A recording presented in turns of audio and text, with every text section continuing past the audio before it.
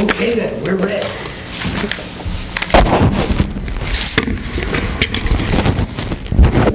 Okay. Fire department, get a copy of their inspection report.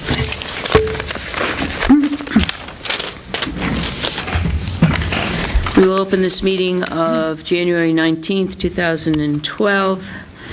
Let the records show that all the selectmen are present. Time is 4:30.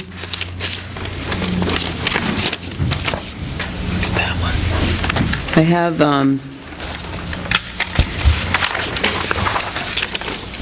we have Representative Fields coming in on the pending state legislation that's going to affect our town police laws that are coming up, statutes. So until he comes in, we'll just keep moving forward. This morning, Sharon Cordes called. She's having an event at Riverfront Place and would like permission to use riverfront parking for additional parking, and also across the street, the municipal parking from across the street from the Citgo along the river, which is municipal parking. But When is the event? the event is Saturday, the 21st. From? It's during the day, like 8 to 4. Although Catherine didn't write that I don't think we can give down. them exclusive rights to the parking. I mean, anybody can park there. Are they asking us, isn't there a time limit? No, it's not exclusive. I don't think we can give exclusive. They just want We're allowing permission. them to park there when they're not using the park. Right. But So I mean, this is at Riverfront that she's having this event? She's having at Riverfront Place, she's having the event and would like permission to use riverfront parking for additional parking, and also across the street municipal parking. She says across the street municipal parking. There isn't any It's municipal. along the street municipal There's no parking. parking on the street over there, is there? Not across the street, but just on Along the the same street there is. side. Along the Yes, I mean, river. but that's not across the street. No. The only thing think I it's can- the- River. I think it was Unless the she's way that... thinking of network managers. Yeah, that's kind of across the street and down. But they, We have to you know, the specify. municipal parking is open to everybody. They just have to Right. abide by the parking law or ordinance. And what about the park parking? This, Technically, unless they're using the park, they're not supposed to park there. We have granted them permission. It's usually for evening events, though. I don't think it's going to be a big problem on Saturday. no, I don't either. I don't really see that many people in the park. You know, the weather's been kind of cool and people aren't going there now, Supposed to so. be downright frigid. Yes, so. Okay, yeah. With a lack of snow, nobody's in there snowshoeing and the normal things they do in the winter. So I don't think- So I think it's consensus that we I don't grant have a her, problem. we're Yeah. not granting exclusive rights. Other people are going I to have no be there, problem. is this? Right. So, you know, for a one-time thing, I mean, I'd be concerned about it if she was saying every Saturday for the next 6 months. You know, I might not like it, but, Now, then the answer would be no. right. Now, is he exceeding his square footage with these events? I guess it depends on what's happening. You know, at this point, we don't know anything about it. Is she renting that one room like what the Trails people rented, you know, for a one-time event? I mean, I don't know. Doesn't say. We might want to find out, because if we give Well- them permission to use the parking to have the event, are we kind of endorsing an event that might be using beyond the square footage? Right. Well, I know that he contacted Gus, and I told Gus to have him come by and see us next Tuesday night at the planning board meeting, because he wants to move forward with developing the rest of his square footage.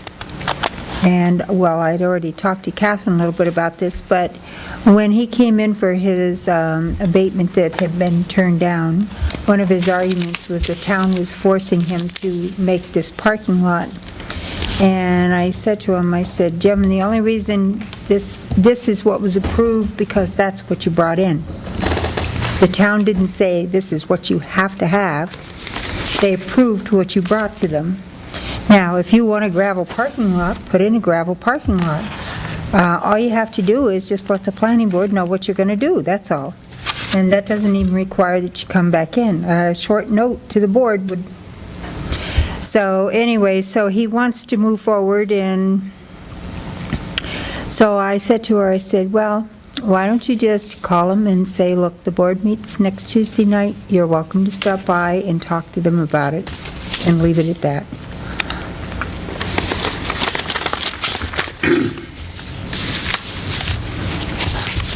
Everybody okay with that?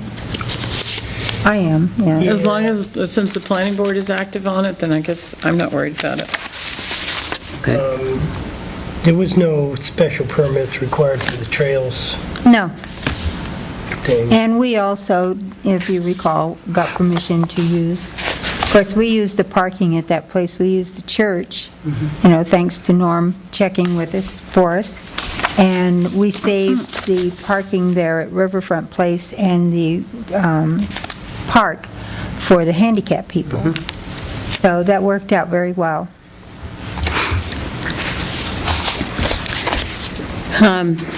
Okay, we have a report from the building inspector. Town report. Okay. The building activity for 2011 has been more successful than I thought it would be. From the commercial side of building, we were up from last year, but from the residential sides of things, we were down a little. I think overall, it's been a steady year for permits, especially for commercial alterations. We also have to remind the people of Tilton to ask themselves, do I need a permit? If you have any doubts, please give the office a call, and we will point you in the right direction. Under new structures, we have 1 commercial, residential 0. Additions and alterations, we have 35 residential, 37 commercial, and 2 demolitions. And under manufactured housing, we have 1 new, 1 removed. That's mobile homes.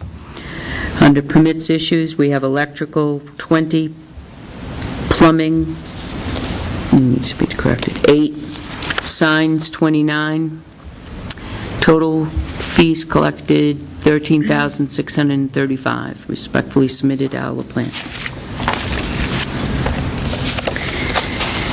Driveway permit, Town of Tilton. Judy Tilton Real Estate on US 3. West Main Street.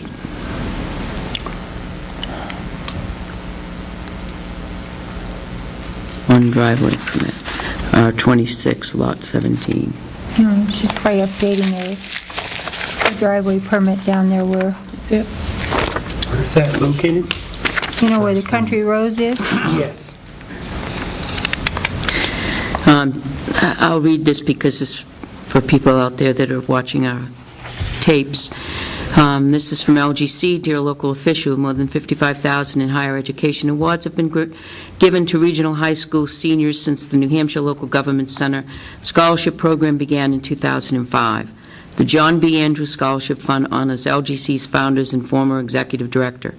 The scholarship application process is open to children of New Hampshire municipal, school, county, and village district employees and officials of any unit of local government that is a member participant in LGC services. For 2012, a minimum of 10 scholarships in the amount of $750 will be awarded statewide, with 1 scholarship generously funded by the New Hampshire Government Finance Officers Association. Please help us spread the word to eligible participants in your community about our 2012 scholarship offerings by hanging the enclosed poster in a prominent place. Scholarship applications are available to be downloaded from our website at www.nhlgc.org or by clicking on About LGC Initiatives. For related questions or additional material, please contact LGC Training and Events Associate Judy Pearson at 224-7447, extension 150.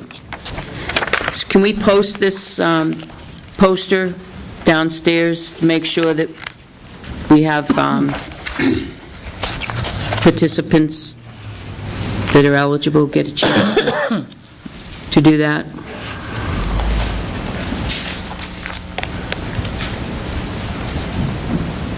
It might be worthwhile to copy and take a look at the school even. Take people home and talk to their parents about They it. use LGC, don't they? I think they do. Yeah, so I think they would probably get one. Maybe they did, yeah. We could send it, make sure that Mike gets a copy. We were just wondering if the school got a copy, but they do use LGC now, don't they? They do. Okay. So they probably get a copy as well. I can't help but think, where did LGC get $7,500 to give away? They're not supposed to make any profit. Where did they get $7,500 over their costs? That's probably a separate fund. that It's a fund in the name of the former executive director, John B. Perhaps Andrews. he endowed. In his name, right.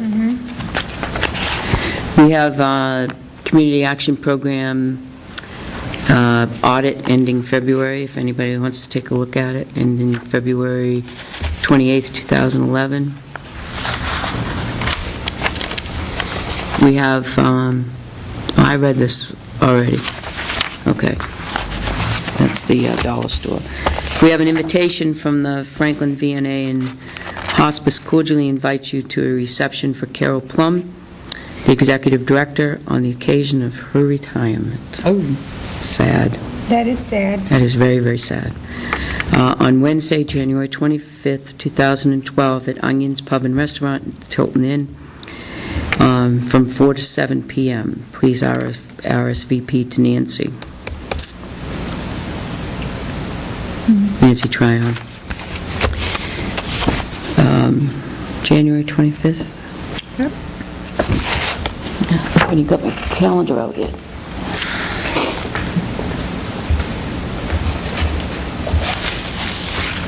That's a huge community loss. You're having your budget public hearing that night at 7. Yep. So maybe we can just go over and say hi and You can come back over here. then just come back over here. Give Nancy a call and let her know that we'll definitely have people from the board there. I will. What was the time again? 4 to 7. Oh, so if we, So if we met at Yeah. like 6, yeah, walk over and, who wants to do that with us? 25th. 6 p.m. I should be able Onions. to. What day is it? Thursday, right?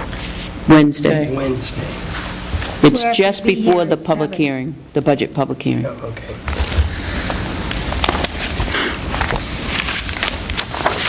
So there's 3, 4. I'll probably go right after work. Okay.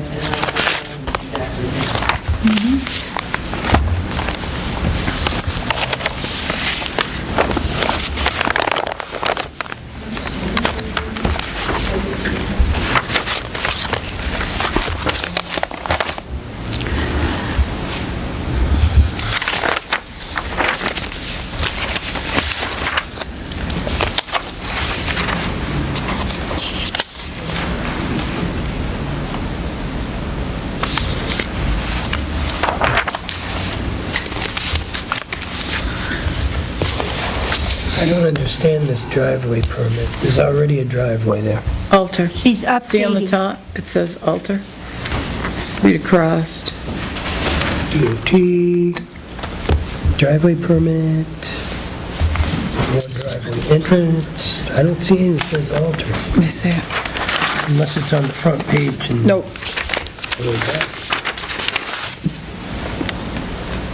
Oh. It's hard to find. There's supposed to be a sketch. Well, they don't send us a sketch. They have all of that. In fact, if you notice on the back of that, there isn't anything. On the application, the whole driveway application, it's not an RSA. And they're going Rule to is do what there. they want to do anyway, right? DOT? No, they'll take our input. Yeah. That's why they send it to us. I see. They'll take our input. Hard to do without knowing exactly how they want to alter it, isn't it? Yeah, you'd have to call them if you wanted it. Yeah. But what they're doing is, I think it's just as Sandy said, they're just letting them know that there's more use, because did you see she has, She's moving a real estate office over there, and she's... I don't gonna know what be there. SFR is, She's coming or in, 5FR. yeah, she's coming into the planning board to do a site plan. Okay, retail bakery, real estate, Yeah. office, and Yeah. 5 mobile homes, but the homes are there. Yeah, they've been there, but she's now going to have, Did she site plan for the bakery? she's coming in. Oh, so for both the bakery and the real Yeah. estate. Interesting. About time. Like that. Yes.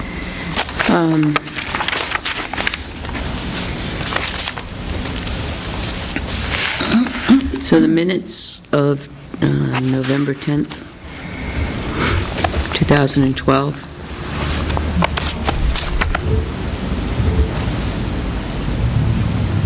You don't have them? Oh, well, here, I'll make you a copy. Corrected, Yeah.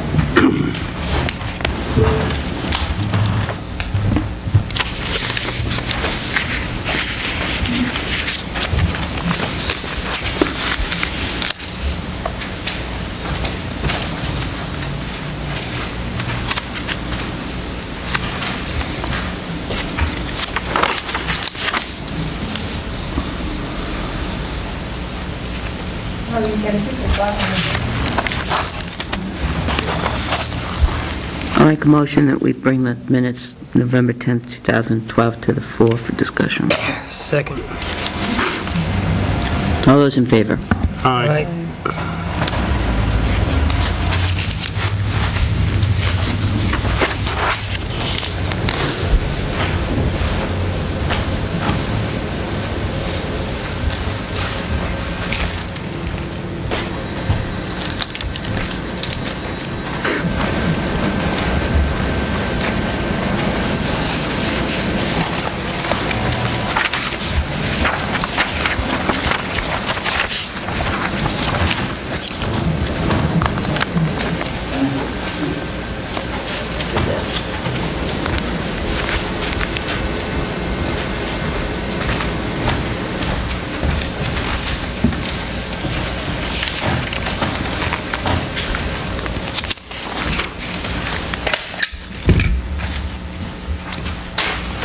Top of page 2 in the first paragraph.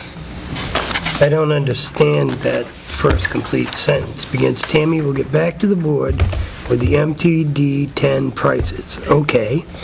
And the percentage in prices in the difference in upgrade from last year to this year. I think it should be, shouldn't it be and the difference? And the difference in prices, maybe. Yeah. I don't understand that.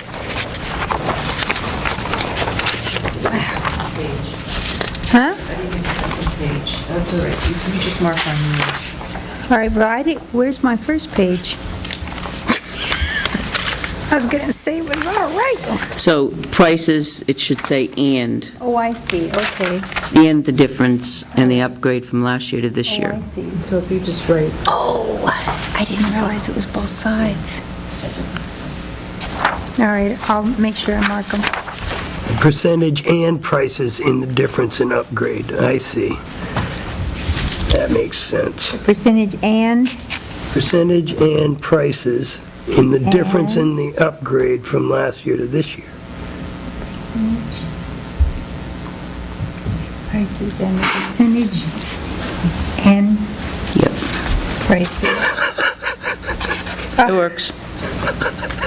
Well, it's like he read that and I was reading over here, so that's what threw me Well, off. it says here, all were in favor, with the exception of Selectman Boudreau, as he was not present. Well, that'd be a good reason he wasn't There in you favor, go. wouldn't It says he wasn't present, I think.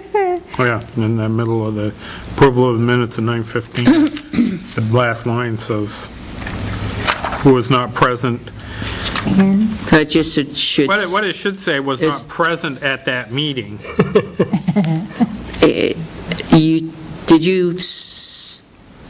that should just say that you abstained. yeah. Yeah. So So Selectman Boudreau abstained. The next sentence is as well. Selectman Plesner made a motion to approve the minutes of 9:23. All were in favor with the exception of Selectman Boudreau, as he was not present, and it should say that you abstained. And it makes it sound like you got up and left or something. Okay, so where are we now? So, right below where you were, Keep on going. it says, it all were 5 in favor times. with the exception of Selectman Boudreau, as he was not present. It should say, Selectman Boudreau abstained. Abstained. All right, as- there's as one he that was does not say that. Abstained. Right. So this just, and then the next sentence, the next paragraph, Yep, the same thing. yep.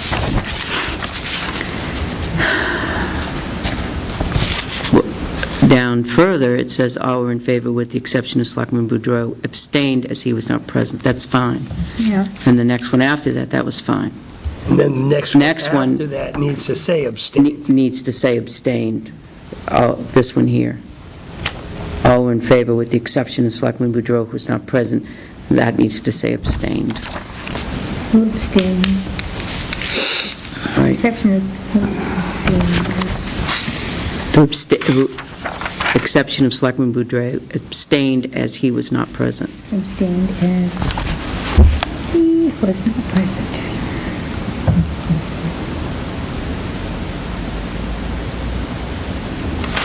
Okay.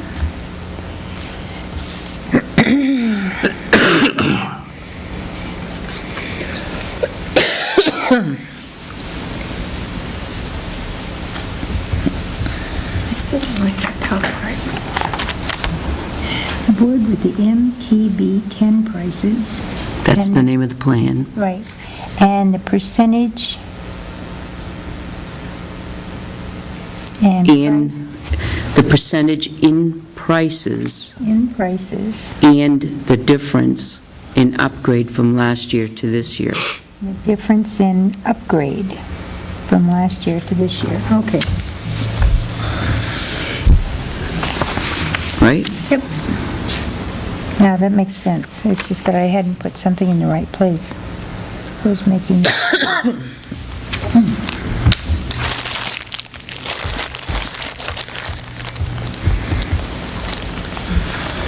Page 3, 2/3 of the way down, paragraph beginning Joyce reported on the Pine Street culvert.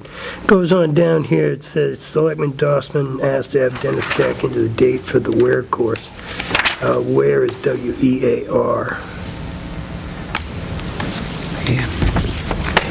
Oh, way down there. Okay.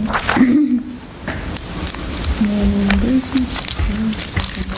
Has to have this check to the date for the Ware course. W-E-A-R.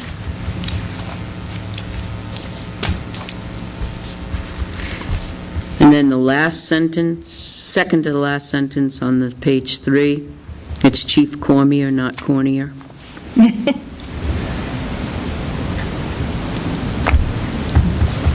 Sometimes he's cornier, but I was just thinking that.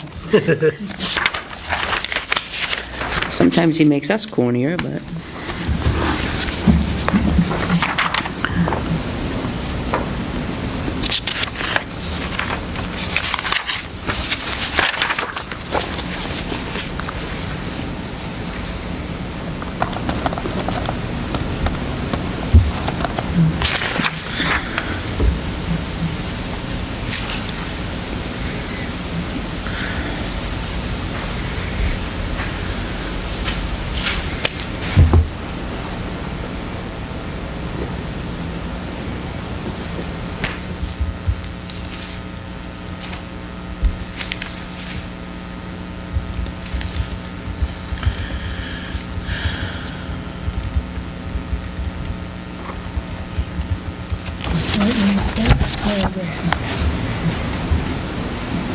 Case-by-case basis, when there is a demonstrated need or special circumstance on page 3 of 41 of this manual.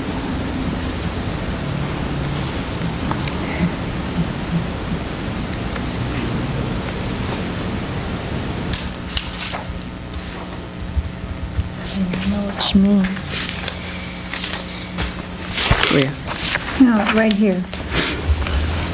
It just seems a little confusing for someone reading it. Board of Selectmen may make exceptions to this policy on a case-by-case basis where there is a demonstrated need or special circumstances on page 3 of 41 in this manual, seconded by the president. You know what I'm saying?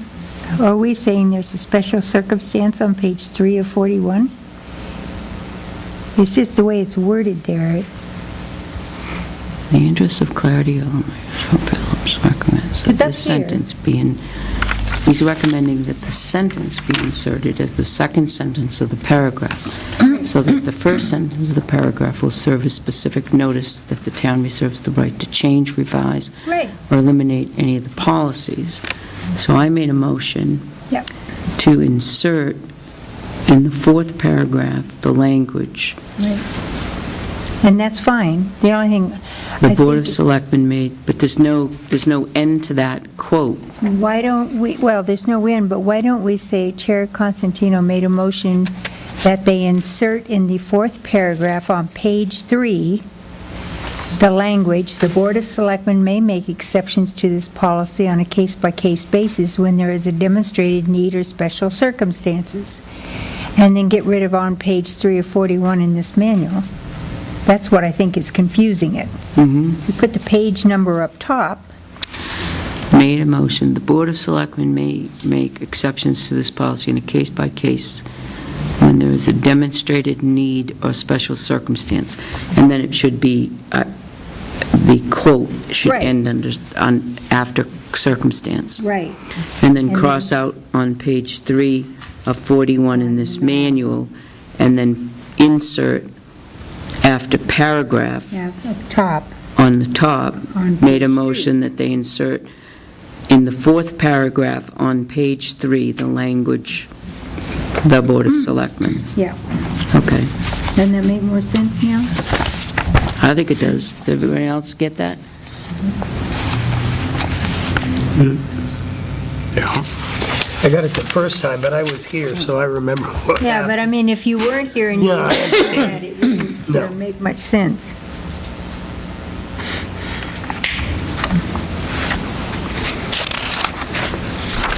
On page 6, the last paragraph, I'm actually not sure if there's an E on the end of accrue, but we should either spell it one way or the other. It is, Notice the first sentence, it's There should the, be an... should be an E. and the Yeah. second one is not.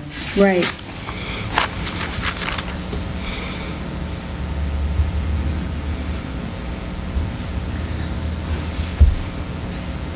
And it should close with quotations too, Right. A paragraph. that word. The word accrue, she opened it with quotation, and it should be closed with quotation, Right. because it's saying add the word accrue back into the paragraph. Right.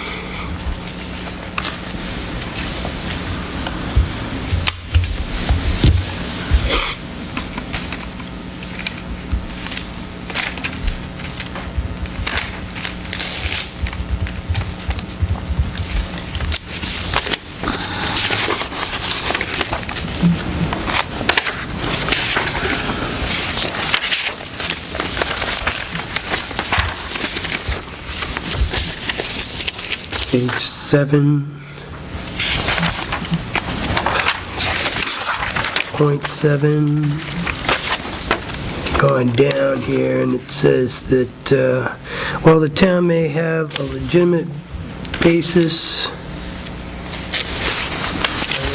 where did I see it? Limiting certain body piercing some employees. Yeah, I see that point, that one, but there's one word that's incorrect there. It's protests, and it should be protects. Well, the town may have legitimate basis Section 5.5 sufficiently protests the Yeah, town's protects. interests. Protects. It should be protects the town's interests. Where are you? Oh, I got it.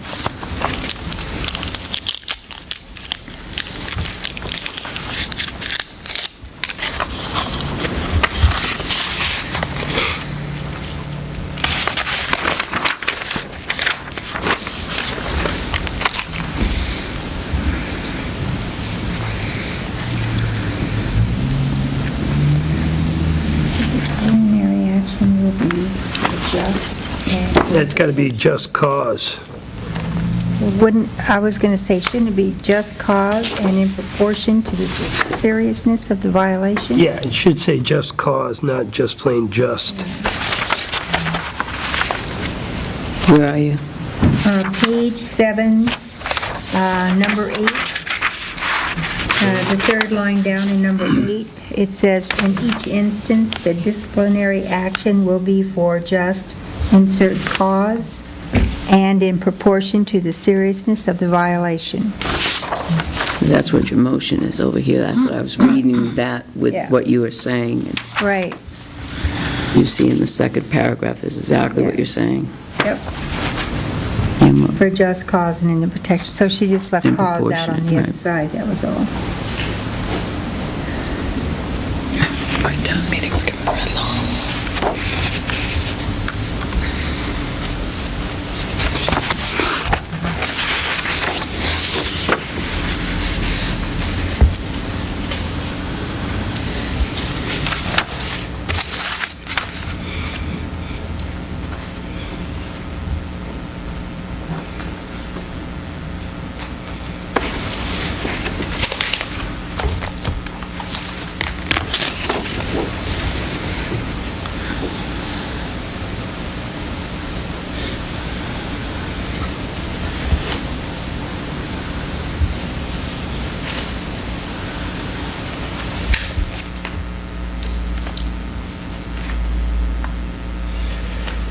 Page 8.9, Page 9 or 8? no, page 8, number 9, these things are numbered. Oh, okay. Selectman Dawson made a motion to make email, computer technology, and telephonic communications in section 8, to make it what? On page 36, section 7.4, email, computer technology, and telephonic communications policy is well-written and comprehensive. However, it is currently contained under section 7, separation from employment. So I think really... Could be delete, to delete email, computer technology, and telephonic communications. No, I think we just moved it. We moved it. Gave It's it its- already in 7.4. I know, but we wanted to put it in section 8, not section 7. It goes on to say in section 8, meaning we're going to move it down and give it its own section number.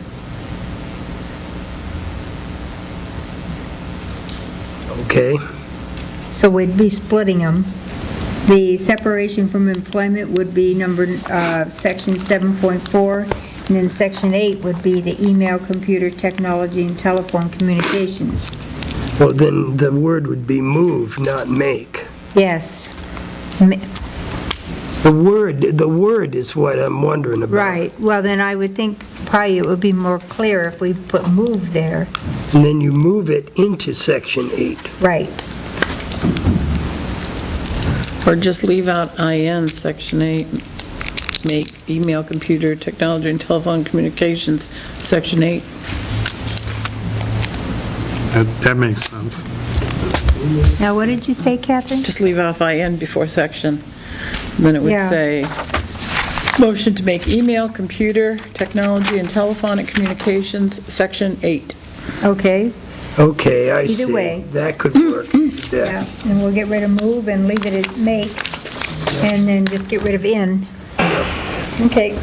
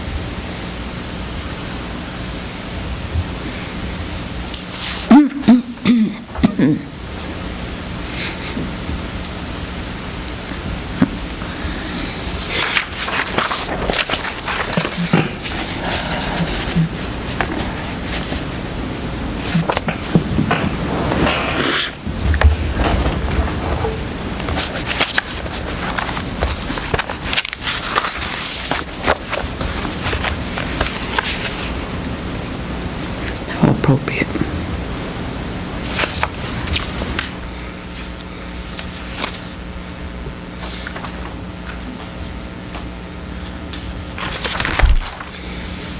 Hey, new button for you. Is there any more comments, concerns, or additions to the minutes?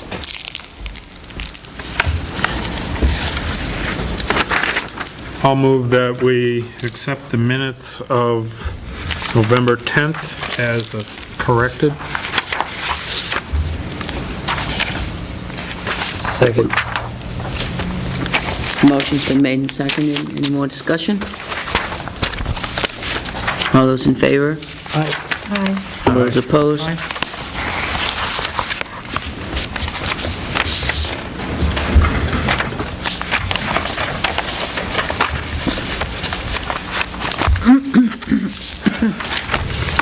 Well, I think we're being stood up by our representative.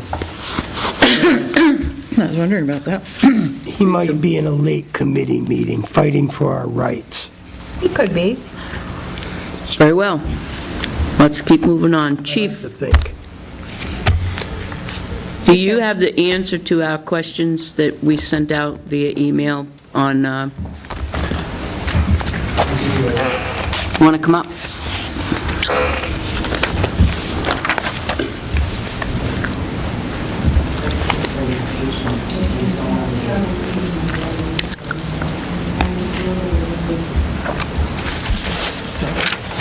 I tried to put it on top so it'd be easier to see, because I didn't...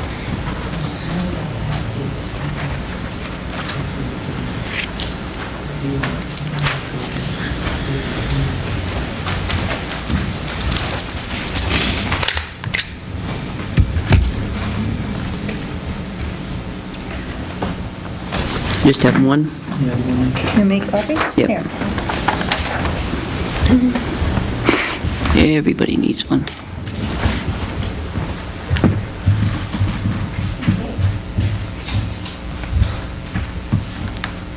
Just see, we have a delivery date for the shed.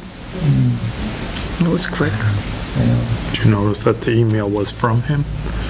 No. I don't look at that stuff. That's too complicated. It's right at the bottom of the email. Yeah, they check the weeds first thing that morning. So it's travel time from Lee to here. So, does it come assembled? And did we tell them where we wanted those doors? Remember she said we needed to let them know? Yeah, I guess they can't, because we got the oversized side door, they can't put the narrow door on the same end Where are they putting it? in the middle. Yeah, As long as it's in the middle of that side, it is. that's okay. And so. Isn't that what you want? Window, big Want one of door. these? Okay. That'll work. Is there a reason why you didn't sign this? Yeah, I had a question. Oh, I kind of have one too. But the pine is already on the 2x4s, so it comes in walled sections Oh, so they just assemble it. right there. 8 hours, they said. Okay. Does it come painted? No. No, and Carmine can't be there that day because it's his birthday. So he wants to meet me there Tuesday just to see the site, but he's going to pick a day after Wednesday to come back with Team Depot and paint it. Or whatever we want. We should have, the commissioners will meet before then. No, they won't. Gotta have pictures. You gotta Already have met. lots of pictures. We'll have to have a conversation with, I think it should be stained. Yeah, they'll do whatever we want. We have 800 left, so. Then you'll never have to scrape it. Ever. Just put more stuff on it. You have 800 to do the, 800 left. Yeah, Kim's done like 42.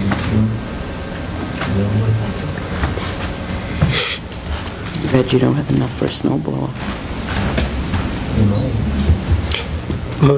Catherine, Norm, and I have one now. Thank you. Okay, so this is what I, Just give you a breakdown of what we have presently.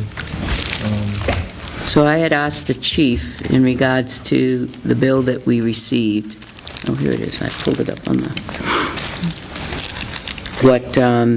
to give us a list of the pagers, who they're associated with, numbers, the cell phones owned and paid for by the town of Tilton, and which officer they were assigned to, and the number associated with the cell phone, and then also the same with the data cards.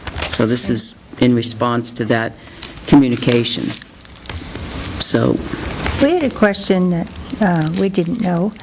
Can cell phones be pagers too, or no? We tried for several years to replace the pagers with cell phones for emergencies. And because cell phones are so spotty where they work, pagers are one thing that work all the time everywhere. Oh, okay. So, and it's happened to me before where Belknap's tried to call me an emergency, and so they end up paging me.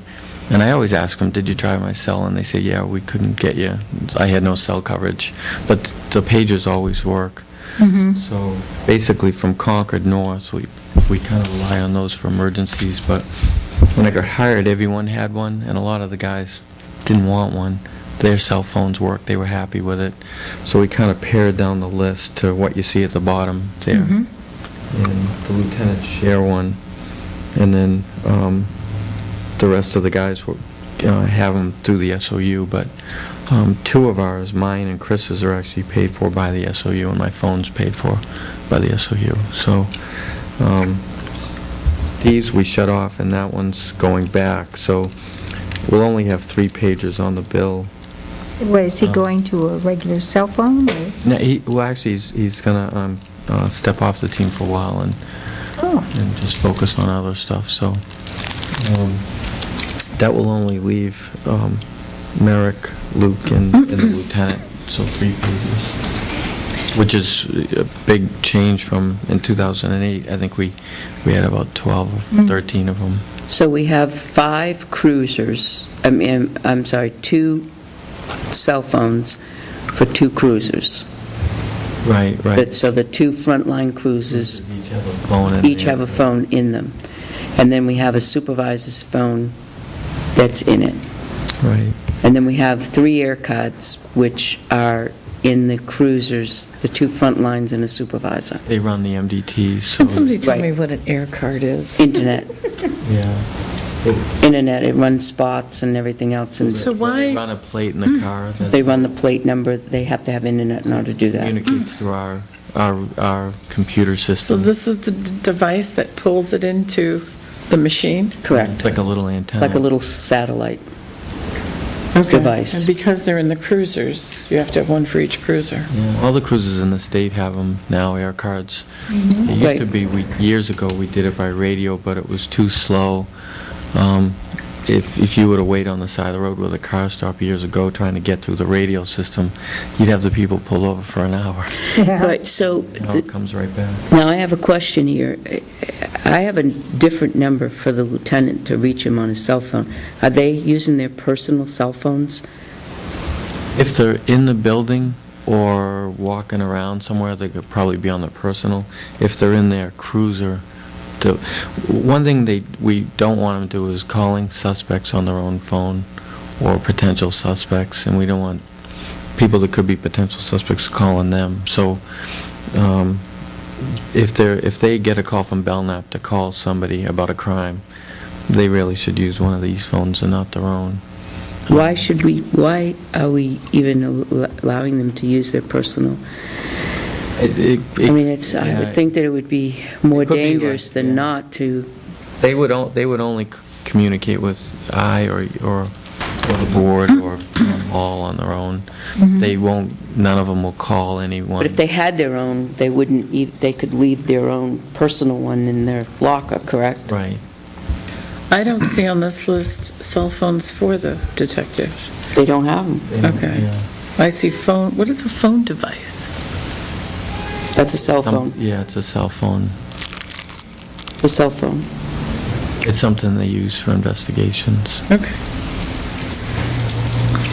So the detectives are using their personal cell phones on the job, They use this one if they have to call. not all the time, though. They won't call suspects on their own, but they have a way of blocking their number too.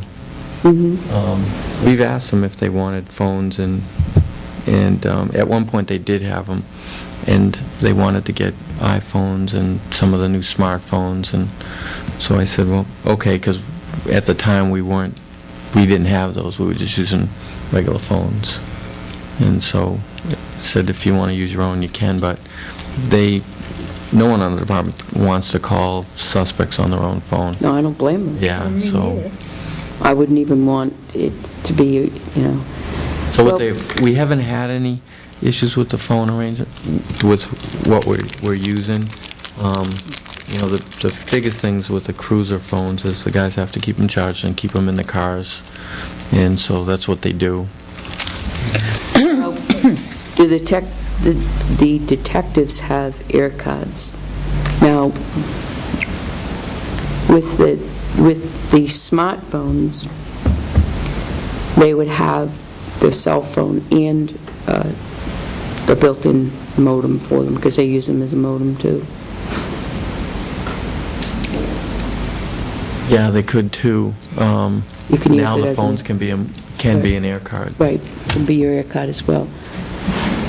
I know we talked to Sprint about that, and the only obstacle we had at the time was the cost of those phones. I think they were going to be a couple $100 each. You would still have a data plan on them, and so they charge you the monthly fee for the phone itself, then they charge you the additional data fee. And so when we looked at it, we're like, okay, we got to spend $400. We're still going to have the data plan, still be paying the monthly fee for the phone. It wasn't saving us a whole lot. It was more of a convenience thing. One device does two things. The only problem... So the air card and the cell phone combined, getting one versus it wouldn't be cheaper, it's more expensive? No, and here's where it gets tricky, is if they're on their MDT and they're running somebody, and all of a sudden their phone rings, it's going to kick them off their computer, and vice versa. Oh, yeah, that's right. So we Yeah. were running into obstacles with it, because Right. Merrick wanted me to explore that possibility Right, I get for that. the supervisor's car. And when they came out to talk to us about it, that kind of turned us off. Because sometimes you're running somebody, you get a warrant hit, now you call Manchester, you're trying to confirm the warrant. Well, the minute you dial them up, you're going to lose your internet signal. Right, right, you do. So, So we have,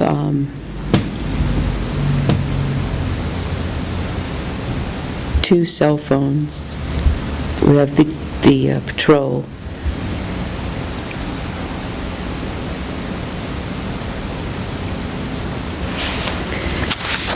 All right, that, and The- we still have welfare on ours. We used to have. right, I know the welfare you do have under your account, right, but we understand that one. Lieutenant has one pager, but there's no cell phone for the lieutenants at all. They use their own personal ones. Or the supervisor. All the supervisors use their own personal cell phones. Whoever the supervisor is on duty, whether it's a lieutenant or a corporal, they're going to use that supervisor's phone. Oh, okay, got it. And the lieutenants share a beeper. They do, yeah, so one of them's always on call as a backup. I asked them if they both wanted one, and they said, no, we could share, so that's what they've been doing. Maybe I missed something on Officer Henry. His pager was shut off, and the pager's being returned. And you said something about he was going to concentrate on other things. He's an SOU officer. He belongs to the special I get it. operations, so he's not going to go into special operations. He's not doing that anymore. No, so I see. So we would just have Officer Penault with the chief. That's the part and that I Officer missed, that he Paquette. wasn't going to be an SOU officer anymore. really they're for emergencies for the most part. extreme emergencies where you need somebody right away, right now, regardless of cell coverage, that kind of thing. Right.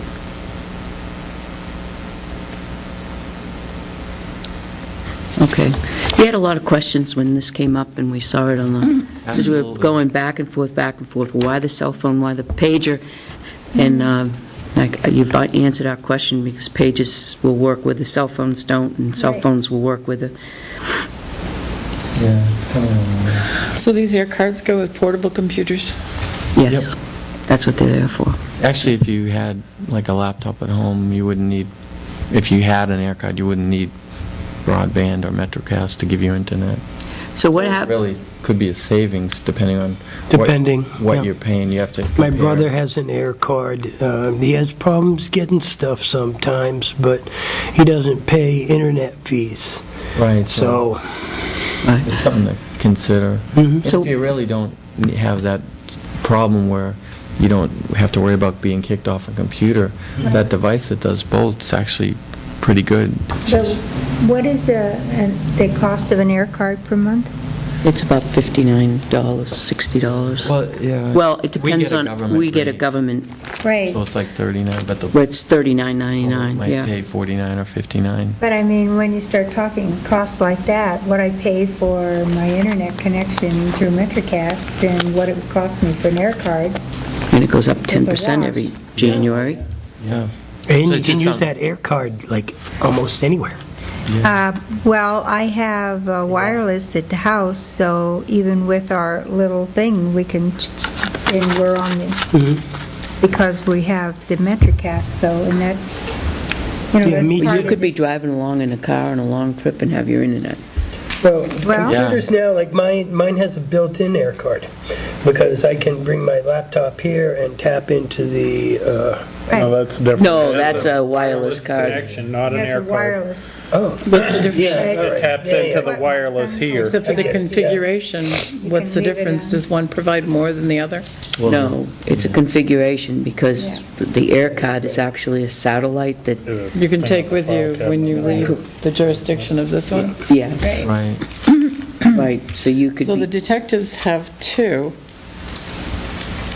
what happens if the supervisor is out there? So you go on a drug bust, and the supervisor's there, the officers are there, the detectives are there, and now you want to try to get in touch with the lieutenants. They have to use their personal cell phones in order to get it, because the supervisor's there with one. Yeah, I mean, they may call the lieutenant at the station, or they'll call me. I mean, as a last Radio. resort, they might call their own personal cell. I think it's not as much an issue if it's officer calling officer, or officer calling the board, or, something like that. It's Well, it dawned on me, when I have cell phone numbers, I'm the liaison, I have their cell phone numbers, and I'm calling. I feel kind of bad now, because I'm calling these cell phone numbers, they're not associated with anything on this list, so they have to be their personal cell phone numbers, so now I'm racking up their minutes talking to them on their personal cell phones. Is that really fair to them? Personally, I don't feel that's fair to them. I'm talking about town business, their job. I mean, I can revisit it, and every year we've kind of pared the bill down, so we're in a spot where we could probably... I'm not asking you to spend more money. What I'm saying is that I don't think it's fair to ask the officers to use their personal equipment, particularly when it costs, particularly a cell phone, because it's built on minutes. Your plan is built on how many minutes you use, and now you have the select board of 5, we all have their cell phone numbers, and if we're all calling, their minutes go up, and they don't say anything to us. If it's They Friday, accept the calls very graciously and answer our questions very graciously. They never say anything to us, but it's all their minutes. I know if it's like Verizon to Verizon, there's no charge, and Sprint to Sprint. Yeah, but sometimes it's you guys are. But I'm Verizon, you're Sprint. I'm Doesn't Verizon. each and every one of mine's the selectmen Verizon. do the exact same thing? Do you have a town phone? No. Nor do I, nor does I Catherine. know, but She they're, barely has a We're phone. just, They we're have just a- selectmen. right, We don't count. it's their job. You know how many minutes I spend on my cell phone? You don't even want to know. But seriously, I mean, it's their job. Right. That's their job. We kind of talk about it, and I meet with them and say, is there anything you guys need? Do you need a phone? And Right. usually they go, no, one sec. And then we march on, but... With the deals these days with minutes, they probably don't use them all up. I shouldn't think so. God, I get phone calls from the town business all the time. Never even thought of it until you mentioned it just now. Now. A lot of them. I've never come close to using all the minutes that I've got. There's a lot of texting goes on now, too. The lieutenant's texting. And I most did. of those are unlimited. I did, I changed my plan. I did the Yeah. first 6 months, then I jumped way up. But I took care of it. They can't I really. can talk 10 hours a month. That's where my stipend goes, cell phone. Here, are you ready? I have never texted. I don't text either. No, that's really believable for you, Catherine. Oh, I still don't have a cell phone. I can't text if I wanted to. Well, I had the Yours? service removed. I called the If, phone company and said, I do not want to receive texts on this phone. So they took it off. It So got these air so cords are aggravating. in My portable kids were computers? texting me. I said, pick up the damn phone and call me. What That is leaves the this? station. Especially if you know get that it's the costing me average. money. Okay, that was my question. And then, of course, Hard get for them me from to the next understand room. some of this, but that makes, On the that coach. explains it. We can get into this, our system and run people's warrant checks, Yep. enter reports. I have one other question. Cruiser air cards. Is one of those air cards in the SUV? They do... Are they all three in? With one in there. Depends what they're in. America has it set up that they can move from, because we don't have a laptop for every car, so... So you move it between the third cruiser and the So there's three, right. There's two I'm going to steal one of your first lines. You never have three cruisers running at a time, do it anyway, unless one's supervising, right? Right, right. ginger juice. So there's two front lines and then a supervisor, so Right. there's your third. Well, there's a car in the mail, chief. There's a car in the mail. No, being built, I'm not sure when, But, and we would, the Budget Committee would really prefer it without bumpers, by the way. Yes. Push bumpers. The push bumpers. Have we ever utilized push bumpers here in town? Yeah, we have them for bad fog if a car breaks down on the high-speed lane of 93, I or see. by Lockmere Country Club if you're I in... thought these were bumpers where, like, you do these pit maneuver things. We don't do it in New Hampshire. All right, well, there you go. Well, the Budget Committee was asking, and I, quite frankly, couldn't answer at all. It's like, I push them can't off the envision road. them doing that, but I've seen it done other places. It's so- mainly to clear them off the highway if they're obstructing. Yeah, oh yeah. I remember I had a lady and her kids break down on the highway one time in the high-speed lane, and in a small vehicle, and I was That's in scary. a cruiser on the other side, and I said, oh my God, they're gonna get rear-ended, and so I pulled up on the grass and I ran across the median and I pulled her and the kids out.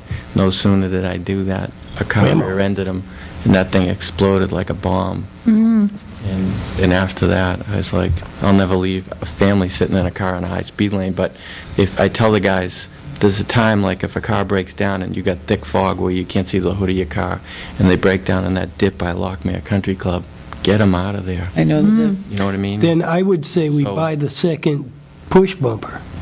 Yeah. It's a Is safety, this- it's a safety are these feature. I couldn't vehicles too justify it small? last night, but I could now. Because you can't wait 20 minutes in the fog for... Right. I don't think you can. You can't. But are these small cars? How do they compare to the Crown Vic in weight? They're supposed to be just as heavy duty. Okay. I mean, They're a little bit just- bigger than yeah. a Taurus. They do design them to be fitted with those. So these are designed as Yeah. police cruisers? You could push a pick-em-up truck for a little ways with You one of can't go these. in, a regular person can't go in and buy an Interceptor, correct? I don't believe so. They're just built for police. I mean, Okay. they're But we don't very have, very heavy duty. do we have a push bumper on the SUV? my sister drives. That would make sense. We She has a didn't, we push wanted bumper to, on but the we front of didn't, I hers. didn't budge for it. She when lives we in did that. Texas. They push That would cars make off the road. sense. Yeah. How much are those things? You know, to keep them Couple from $100 tearing on up. Yeah. $225, $230. That's chump change, really. For what you get in an emergency, if you save a family once, you pay. Now, if they were a couple thousand, I could see it, but for $350, $400? $459. $459 for two. No, times two. Oh, is it times 2? I thought that was for 2. I think that encompassed both of them. It's getting up. Two for $459. I got it with me, hang on.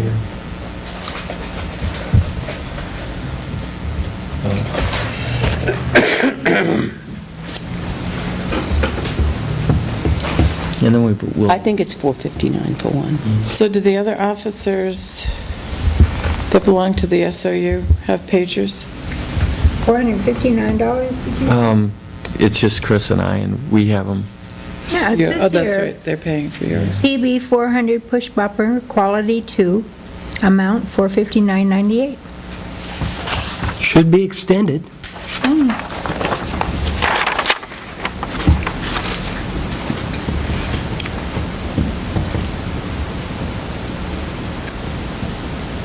They make one that is about 300. Ryan looked at all of them. He said, but it's kind of like what you get what you pay for. He said one of them was all hollow and. So it's two, this is for two? $459 for two of them? I don't think so. I think it's $459 for one. Right, that was a heavy-duty one, and it was. Right. It's not $460. I think if you tally it down, I I think, hope you're right, that we're not, $459 out in the air somewhere. That hadn't been included. I'll double check on that for you.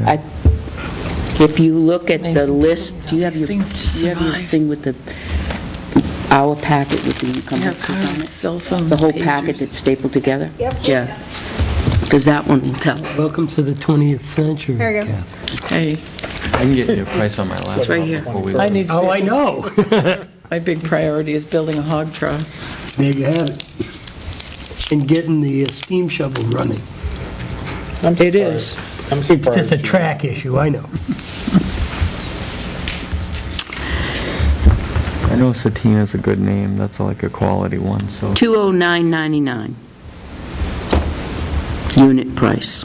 So that must be $459 $20 be freight. installed, right? Oh, the freight. $459.98 for two. There you go. That's a good price for Satina. Well, at least we know they're not. That's the billing. Yeah. Well, it's a piece of Well, for safety. $200, it's worth the safety. I would Yeah. say. It's going to save one life. Yeah. I told him, I said, if you run into that situation like I had, get him out of there. I don't understand when people break down like that, especially in the passing lane, and they pull off a little bit so they're half in the passing lane and on the shoulder, and they just sit in the car. First thing I'd do is get out. Get out of it. Get out. Why Just- would you ever stop in the fast lane? Sometimes you have no choice. If the Depends car on what just happens died, to the like car, this, I yeah. just died right And there. and locked up the wheels and Yeah. came to a complete Right. halt? I mean, Well, don't have- never The drive seen that, shaft comes off. That happened, I guess. that happened you have- about 8 years ago in Concord. There was an elderly woman and her sister in the passenger seat. It was a Chevy Impala, and I was in back of, she was in a passing lane. All of a sudden, it just died. It wouldn't go any further. And she got out of the car, and she was trying, in the passing lane, she was trying to, so I pulled over and went across the way and tried to see what was up to get her out of there, because she was in her 80s, and she said it won't go, it won't move. I got in, tried it, wouldn't do anything. An officer, lucky for her, an officer came around and said, come in the median strip. An officer came and they pushed it over for her, called a truck, Yep. and then we took her home. But Scary. yeah, it is. Even when She was my going to stay car right there with broke the down car. and I was in the breakdown lane, we didn't sit in the car, we got out of it. Yeah. You get This out is of in the car. Massachusetts. Especially if it's black ice or foggy. Oh, it was the middle of summer. Yeah, And it was- I'm not it was sitting in a at car night. in a breakdown lane either. No, because you never know. That person that's driving down the road, they can drift over a little bit and Or they're just kind of not focusing on what they're doing, and yeah, there's a car in front of They me, got a but they're cell phone in supposed to their be ear. wham! yeah. They're busy talking on their cell phone or texting away when they're driving. People don't pay attention. Anyway. Texting is illegal, No, though. Right. So, I know that happened to Joey. He had a blowout. He was in the left lane passing, and it was real heavy traffic. So he pulled off as far as he could, onto that Left side, shoulder. and a policeman came along, and he said, "What are you stopped over here for?" He said, "The traffic wouldn't let shred me him. cross back over. It was too heavy." So he said, "Well, I'll tell you what I'm going to do. I'm going to go back 2 exits, get on, and I'm going to put my lights on and slow all the traffic. You'll notice a big hole come up. And when the hole's there, get it to the other side." And that's exactly what happened. I mean, Joe said it was just all of a sudden, this heavy traffic just stopped. And it was like, far as he could see, there were no cars coming. So he jipped across, and then here came the patrolman with his lights on, and of course, all this traffic behind him wasn't very happy, but he got him back across the road so he could, change the tire safely. But, Yeah, I know Mass State Police has about 15 to 20 cruisers a year, rear-ended, sitting with their lights on behind broken-down yeah, cars. yep. And- That's insane. And probably, I'll wager 5 or 6 of them are totaled every year. Oh, yeah. So they started adding, they have the blue bars, they added one red and one amber to try and catch people's eyes. Yep. 'Cause they were at a loss, they didn't know what else to do. I don't know how they not see those blue flashing lights. I mean, they're blinding. Yeah, but sometimes people look at them, and in looking at them, they're drifting that way. We started doing one red in the back Yeah. to try and offset the color so that people would see it, but... So We should give those I- list of numbers back You to wanna the give- chief so they don't yeah. get out into the public. Tim would like to keep this, if it's okay with you. give him- Or did you have one for him? Or I can email it to him. Well, Or I can give him one on the way I got an out. extra one. No, they're shouldn't keep non-public. those. We shouldn't keep them. Oh, okay, but I'm just saying, you can give I'll make sure my, Tim gets a copy. He wants to reference it in the bill, and We work together on the bills, Yeah. the phone bills each month. anything else going on that you need? They have No, cupboards but and I'm dispatch? not going anywhere. Yeah, we do. They look beautiful. Nice. They're all So that's happy? Nice storage? That's completed? That's done? I have to get handles for them, but I had $18 left over from my carpet job in the so there's my handles. So I got to do that tomorrow.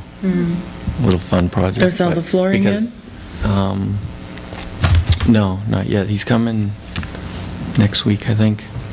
And access control's done. I'm trying not to go there until it's completed, so I Yeah, I can see it all. know. We'll have a tour and, yeah. Grand opening. Grand. Grand Re- I was in the Grange today for the first I time. want That's to incredible. know about the Taj Mahal of toilets. How's that project I going? was actually watching. It's like a joke, this thing. Yeah. I was on the phone with FW Webb all day, and I've become good friends with this guy, Jay, at FW Webb in Concord. We're like buddies now. And the company that makes them's out in California, and he's trying to get me a price, and I'm like, God, I've never had such a hard time trying to get a price on this thing. I have a picture of it now, the little one, over there, and so he's like, Chief, he goes, I'll get you the price even if it's 9 o'clock tonight. I said, well, if I see your number come up, I'll run out of the meeting. And so he's waiting for the rep to call from California with this thing. But, so that's, I was going to say, saga does it have continues. rhinestone yeah. toilet seat on it or something? I mean, geez. It's not something I want to say. What's the what's- ballpark figure on it? There's no That's what I'm seat. waiting. There's no cover lid to it. You sit right on The stainless. the stainless steel. Nobody's going to hang out on that thing. I bet that sucker's cold in the winter. Oh, yeah. In the summer, too. You know it's bad. You have a bad. They're stainless steel on the trains, they are cold. Yep. Now, where do you propose to put this toilet? In the holding cell? It's going to just be in the cell, right? No, in the room next to the holding cell. I was gonna Oh, say, my goodness, get privacy. Here, I don't Cat toilet. I guess this is why they pay engineers to do this stuff. Yeah. Is the downstairs started yet? Your gear bag storage and your locker rooms and... Called Bob Huey. I guess he had the flu, He was supposed to be in this week, so he's coming in. Next week, he has to do some air in the new evidence room. Once he's done, The ductwork. the ductwork, everything moves over. So we're ready to rock, everything's ready to move. Merrick has access control now. You take your little card to get an evidence. Would you like to take a look at the commode? The door opens. It tells you on the computer who went into evidence. Yeah. So we're ready. And then Tom can start on the gear, well, he could do that now, the gear bag storage, Yeah, that's in the door and all that. yeah, it's coming along. Everything just, now we're kind of just waiting when Bob comes in next week and he's out of there. Everything's going to happen fast. Okay. Good. Lockers are installed, they're being utilized. Not No, yet. not yet. That's what's holding That's us the up. evidence. They got to room. move out of They're one going room into the other. Yeah. And the new lockers, They were They're ordered. there. They're there, they're in. They're there. they're in the evidence room. No. The evidence room is going to Oh, yeah, be yeah, the yeah. locker Where do you room. have them all It's got- stored? That's going to move next They door. can't move that in until the humidifiers are in. Right. So it's temperature controlled. Yeah, yeah, I get it now. They can't do that yet. I was trying to envision Thank God this, they're but on I got it. pallets. And they're in sealed boxes, so the sooner we get them in, the better. And Matt's ready to go, so. The officers must be very excited. I would be. Yeah. Look at this. It's like a little, I've had smaller apartments, for God's sake. And they're going to have room for their personal Everything. firearms and all their stuff Yeah, uptown. we're going to repurpose some of the old ones for rifles and evidence, so it's all going to work out good. Because he needed those, he needed something to put rifles. So those will go in the new Evidence. evidence room. The pass-through locker thing looks good. Everything's ready. Dispatch is officially done. Cabinets look great. Terry's going to be happy about that. Oh, it looks beautiful. It does. It came out real nice. And access control's all done, Terry. She can sit in there and open the Sally Port doors from her desk, and she can buzz people in any door in the building. Didn't we get a bill for free installation? For The cabinets? Access, building? What was it that we got a bill for? It was We supposed got- to be free? We got an hour overtime Oh, do we? For the free installation? for the free installation. What's wrong with this picture? Which doesn't show up on this, the question I have on the payroll is, the 21.5 hours of overtime isn't fully explained, only 11.25 on the explanation page. That's an exception page. Weekly overtime target report, which says how the overtime was spent. Yeah. So it was like 10.25 hours that are unaccounted for on that page from the previous page. Yeah, it's 18.5 for the emergency, so that.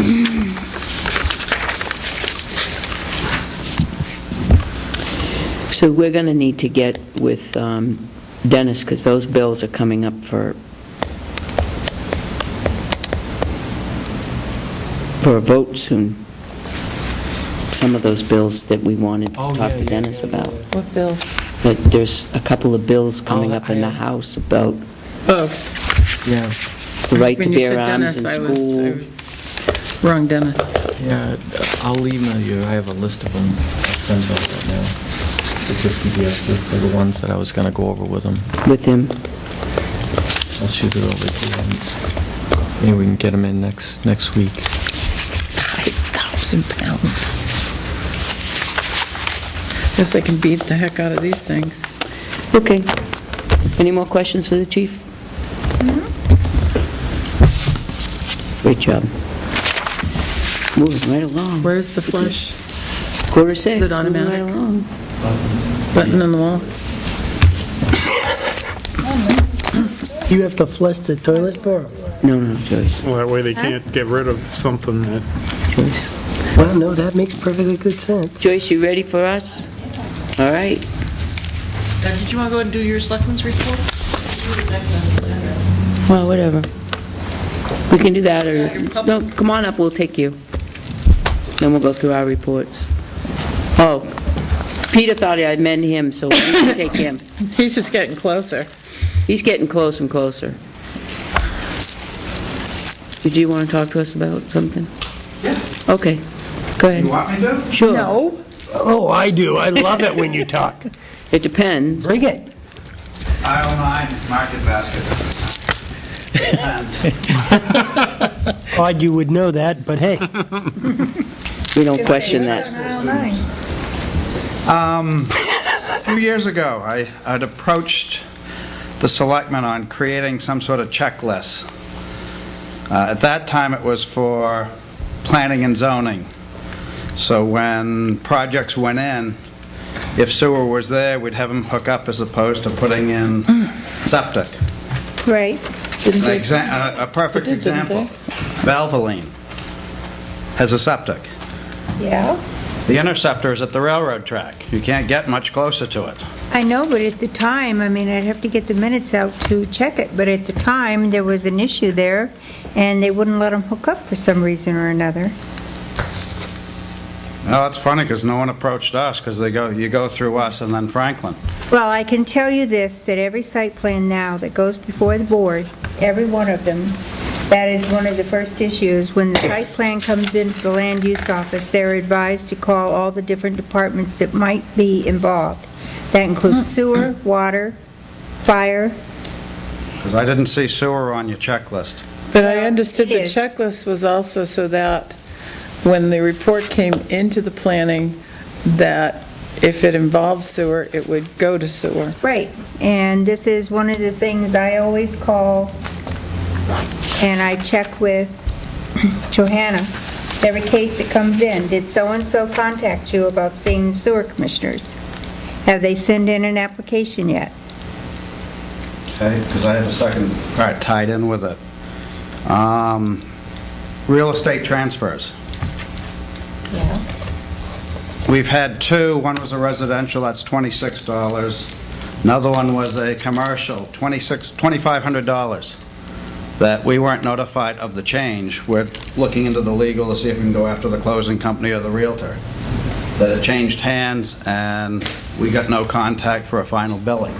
I can ask Gus, she gets the transfers in and she puts them into the computer. I can have her make a copy of each transfer, put it into a file, and once a week give them to Johanna. We need it before closing. Yeah, who gets them first? Don't they come to the town clerk? Tell me, Town clerk, tax collector what gets would them. you do with that? What, Flags it. Do She you- can flag it and say, you need to call. Correct. Right. Or at least alert Johanna that this parcel is Yes. in the process of being sold. Right. and then you get a fee if it's sold? I mean, Well, you... no, They can bill. You bill. You have to prorate the bill. I can't bill the new property owner for sewer charges from the previous owner. Right. So that's, Part of the settlement. Well, does it go with the property? Some things do. huh? Some No, you things see- do. you see- No more than electricity. Huh? No more than electricity. Water. Or even taxes. Right. Right. Everything gets prorated. It's all prorated. Correct. Right. Which would be with the sewer, so we've lost. But if there were taxes owed on it, the person buying them would also owe those taxes. Correct. That's why I was saying, does it follow the property?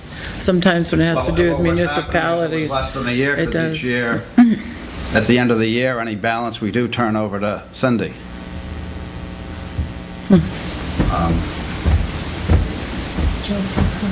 Joyce, did you have something to say? Our assessing, the way it works now is that Gus enters the changes, the address changes. that's too late. Once a month, Lauren comes in. She comes on the first Thursday of each month.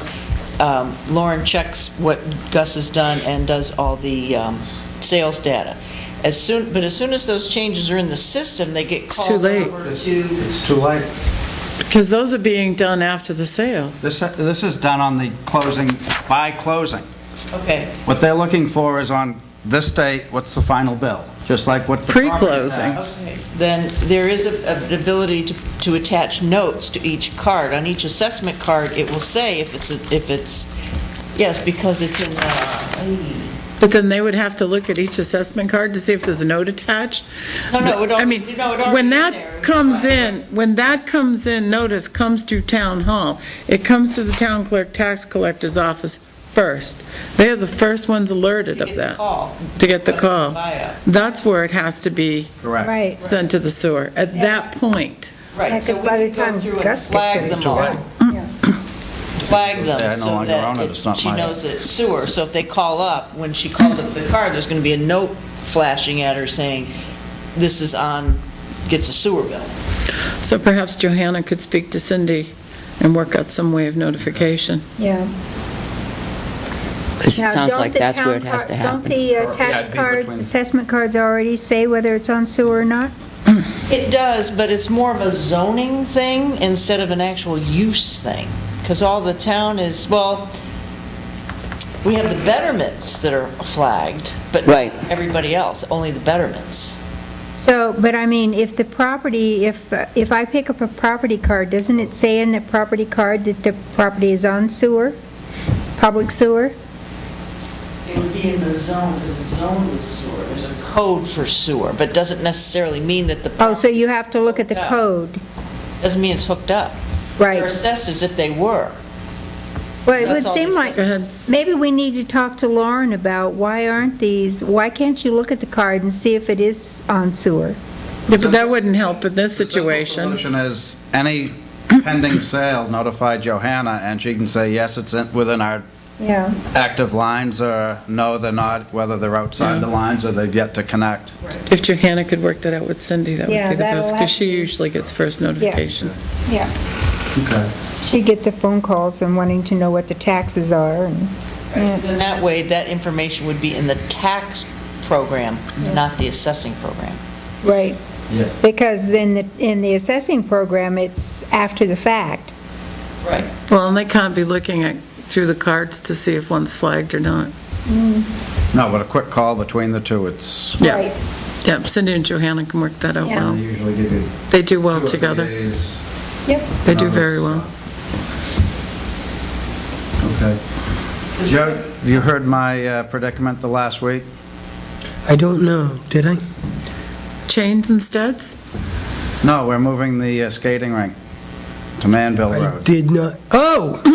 Like I said, chains and studded The tires. actual rink or just the location of the town facility? The actual location of the skating. I see. We don't have to move the rink, it's already there. We can do. Second I was town rink. thinking have it in my driveway, too. Okay. Whole I thing was is going to glare say, my ice. side yard is a huge skating. Did they go out Tuesday night? Wasn't it Tuesday night? They didn't go out until late. They hit it pretty good then. Fortunately, we got a storm coming because it's nearing the point it needs it again.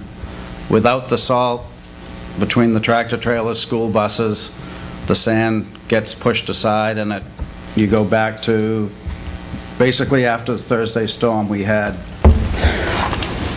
caked ice through the bulk of the road, except when you get down to the sediment ponds, because there's enough, the low branches are gone, the sun gets to it there.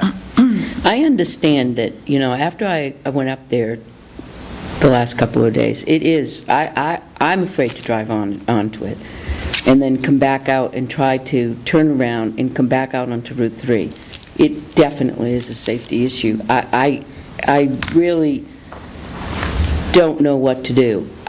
Well, the Short of- Manville Route 3 area, as I said, I talked about when we were down there with MB Tractor and the Bureau of Rails and DOT, we talked about that intersection, but Joyce, will you notify Dennis that we have to work out some agreement with DOT to put drainage there so their runoff from Route 311 doesn't build up in that apron? Because that actually, if you look at their right-of-ways, that's in their right-of-way. Right. It's not really town-owned. That's their right-of-way. Yeah, that's their drainage issue. But Some we of need it- to, make the loud noise. Very loud. Do we Either want to that make, Or we rename that pond Fog Pond in Peter's honor. No, Fog Pond's probably closer. I think that would be a About four highly lakes visible on the thing road. for your name. I Well- would suggest a meeting with Dennis and talk about it. He's very, very familiar with it. Right, And find out what he feels needs to be done to fix it. right. That would lead us into a conversation with District 3 to see if they're willing to do anything What- about it. So why don't we get District 3 down, invite them with Dennis to talk about it? This is a serious issue. But I'd have the You can't turn in, conversation you with can't Dennis turn out. first, so you have a Right. plan to present to them. This is what we feel needs to get done. I think Right. at the same time, the whole business about Caleb Hill Road needs to be addressed. Good, I was going to say that, same thing, Caleb Hill. Caleb Hill and Colby, we've got Well, those are- that's a completely different project. And so, That's a Class 2 state aid road. No, just the narrow, we had a notice of deficiency on that one spot on Caleb Hill Road. Right. That it can only, water comes up through the road. It can only be corrected by doing some drainage work on that one section of road.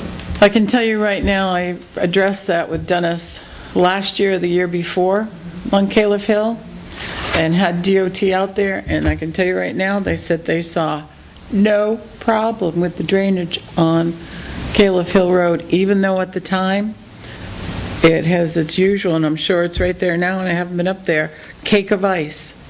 Yeah, the guys go up there quite The frequently. guys do the winter maintenance on it. They're similar with Manville Road. They're constantly pouring. Did you read Mr. Merrill's reply to Senator Sanders' letter of deficiency? He said you need to notify the town Public Works Director that they do the winter maintenance, so it is not a letter, it is not a deficient matter. It's up to them to fix it. It's up to sand it and salt it for safety, not to They go in do and open up they the do road all and the fix it. winter maintenance, so he dumped it back in the town's Right, lap. which that was incorrect. That was. DOT has redefined what winter maintenance is. Yes. If in fact that drainage issue is caused by a deficiency of drainage that has nothing to do with snow or freezing weather. Right. It is their issue. That's been an ongoing issue for a few years now. Yes, it Yeah. has. But get back to Manville Road. Manville Road. We have to get back to Manville Road. Manville Road, It's no different. I mean, it is no different. It is no different. I agree. But you have an intersection It's now very that you're different. coming in. It's not a Class 2 state aid road. Well, I know You're that, but- coming into a main highway, though. I mean, the traffic, you can't stop to get out.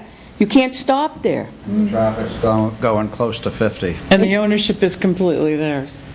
You cannot, if you wanted to stop on Manville Road at the light, at the stop sign, You have to start at the track. you have to, right, exactly. You have to start at the track. I drove in. The other problem is trying to pull out. Yeah, If you you've got can't, any ice there, you're sitting there spinning, and they're coming at you from Laconia at 50. Yeah, you have to take a right and find some place to turn around and come back if you really want to do it safely when it's busy. I've driven all the way up to Grange Road to turn around. Now, as far as the surface of Manville Road that is covered with ice, we have created that by our decision, or past decisions, not to salt the road. But that also gives us the responsibility, I think, of mitigating it as best we can. If that's an ice skating rink up there on Manville Road, then it needs to be Yes. sanded more often. Or, I don't know what, I'm not the public works guy, but it should be dealt with for the safety of the people on Manville Road. Slide into the ditch, slide into another car, slide into a tree, God forbid. They deserve better. In conjunction with that, the railroad crossing. That's not They, us. it comes, well, no, it narrows right at the railroad Narrows. crossing. Yeah. And then once... Snowmobiles. Well, how much snowmobiles right now? None, Can you but when do a they no- get snowmobiles, that road I comes in a understand. lot more. You should let- Can we do a salt up to the railroad? Or no? I think I you're don't going to know have... what the rule is. Yeah, you're going to have more of a problem if you do that, because the problem is carrying salt off of Route 3 and 11 into that area, which melts some of it, but not all of it. So if you salt up to the railroad tracks, you're just going to make more of a problem. Drag it because further, maybe. It's just going to, only because it's going to do it, it does it in spots where the tracks of the cars are. We've got more of a problem We need to let the Public Works Director know that the plan isn't working. They're not up there as often as they should to maintain it without salt. Right. And see what his response is, and then decide whether or not, for the safety of the residents up there, if we're going to do a sand-salt mix through that problem area. So let's see if Dennis will come in next week. We'll talk to Dennis next week. No, they're coming They're moving forward with their, May, I think. That will improve it because Yes. they're going to clear Right. the trees The that are trees. blocking the sun. Right, well, right, that, plus they're also fixing the drainage on that curve where that water accumulates. They're That'll fix that, but we got the Yeah. plowing issue at the tracks. Right. When we get heavy snow, we get the same thing down at Crystal. You'll see it comes into an hourglass right at the intersection. Why is that? Because, Is it because there's They no come around shoulder on the tracks? well, it's like, almost like they're afraid of the edge. It's like when they Yeah. sweep in the spring, there's usually 18 inches to 2 feet of road on the old railroad bedside that they never touch. The pine needles have stacked up for years. Yeah. Because I what mean, happens is, you may have 6 inches of shoulder, and then you drop into the old railroad bed. It's- Right, but it's not like it comes up, it goes down, so if they put their plow out Correct, there, it's yeah. not going to catch on anything. Correct. I don't understand. And then coming out the other way, it's because they're trying to turn the corner, so as they go left to turn right, so that, Would it be inconvenient for you to be at next Thursday's meeting? I don't think so. I think I can make it. It might be helpful. and then we can try to get Not so sure, but... District 3 in here the week after. And see if we can't come up with some type of solution, We want to invite an them. immediate solution. And we want to invite them now. Right, right. yeah. I don't know if they can cut that ditch in front of 3M, because if you look at it in the summer, right where the shoulder comes in, it goes high and then it drops way off. If you could cut that some, because that's what's holding the water back, then the water can flow. You're talking up by Paper Trail? No, right No, at Route at the 3. intersection. Right at Oh, Valvoline. you said 3M, so, Oh, sorry, yeah, at 3M. Well, there's issues down at oh, I know, 3M in front of the sediment ponds and right on the intersection. yeah. Those we just try to, well, if you got someone coming the other way, you just end up having to put the wipers on because you splash over the whole car. Joyce, will you ask Catherine to get in touch with Dennis and put him on the agenda for next week? I suggest if any of the selectmen have not driven onto Manville Road, that they do it before end of the day tomorrow. I go on a semi-regular basis because I've received numerous I do. complaints. I've made mention of this before. It's pretty scary. It is Say it was scary. bad because they never Drove it- touched it. I drove it for 24 I years, went up that night so- when you called, Not a, when you were not a here. good thing with I went up. ice and those holes and what have If you you. want to stick with sand, that's fine, but it's got to be done almost every 2 to 3 What days was it, because the sand 2006 or 7? scatters. He had to go up there with a backhoe to break the ice off. Or Dennis did it with his teeth. I forget which that was. Chompers. A chomper, sorry. And I also suggest that when we do this, perhaps you would like to come and bring some of your Diamond District, Gem District? I forget. Gem District. Gem District residents to voice their concerns and to let us know exactly what the issues are in your mind. It's going to be certainly a better thing to have firsthand, direct, every single day knowledge of what the issues are, and then we'll see what we can do. Sound like a plan?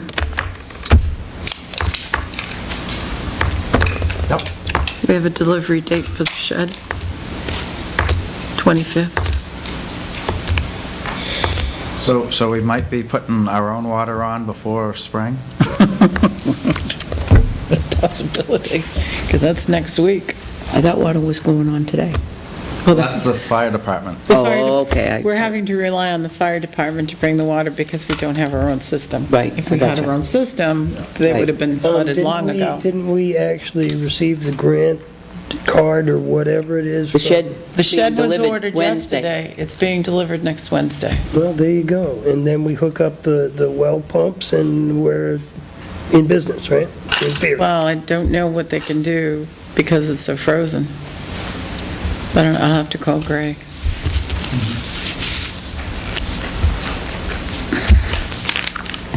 Excellent. Did Bob call you to ask if Dennis could sand that parking lot?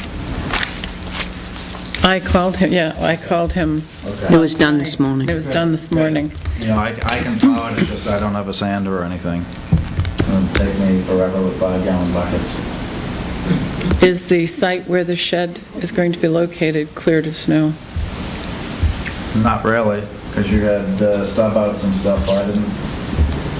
My truck has terrible turning radius because it's a 3/4 ton heavy duty, so I've got a heavy duty suspension and all. I can, Snow blow it?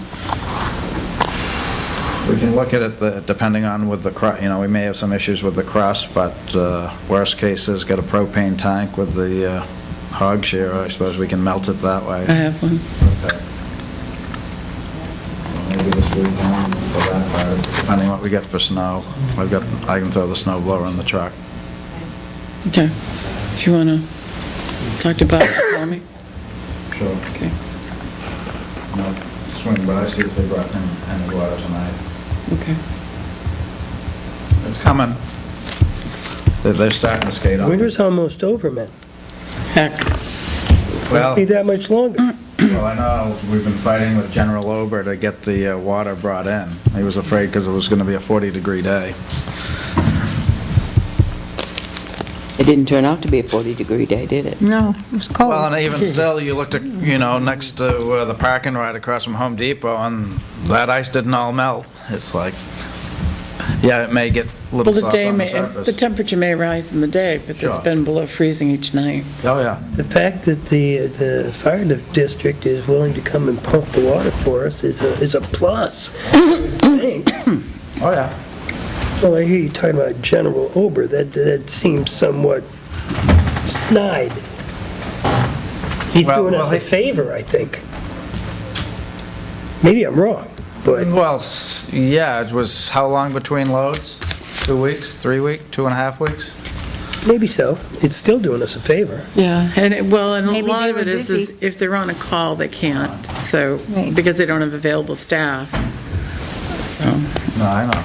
but, yeah, they've, Be nice to Chief Ober. He's helping us. He really is.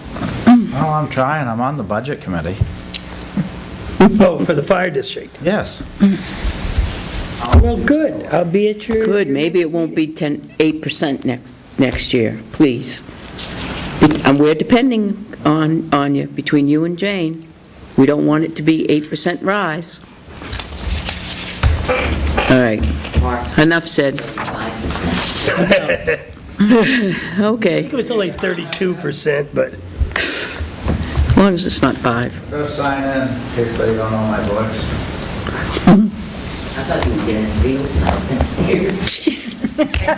come on, is that necessary, Ms. Alden?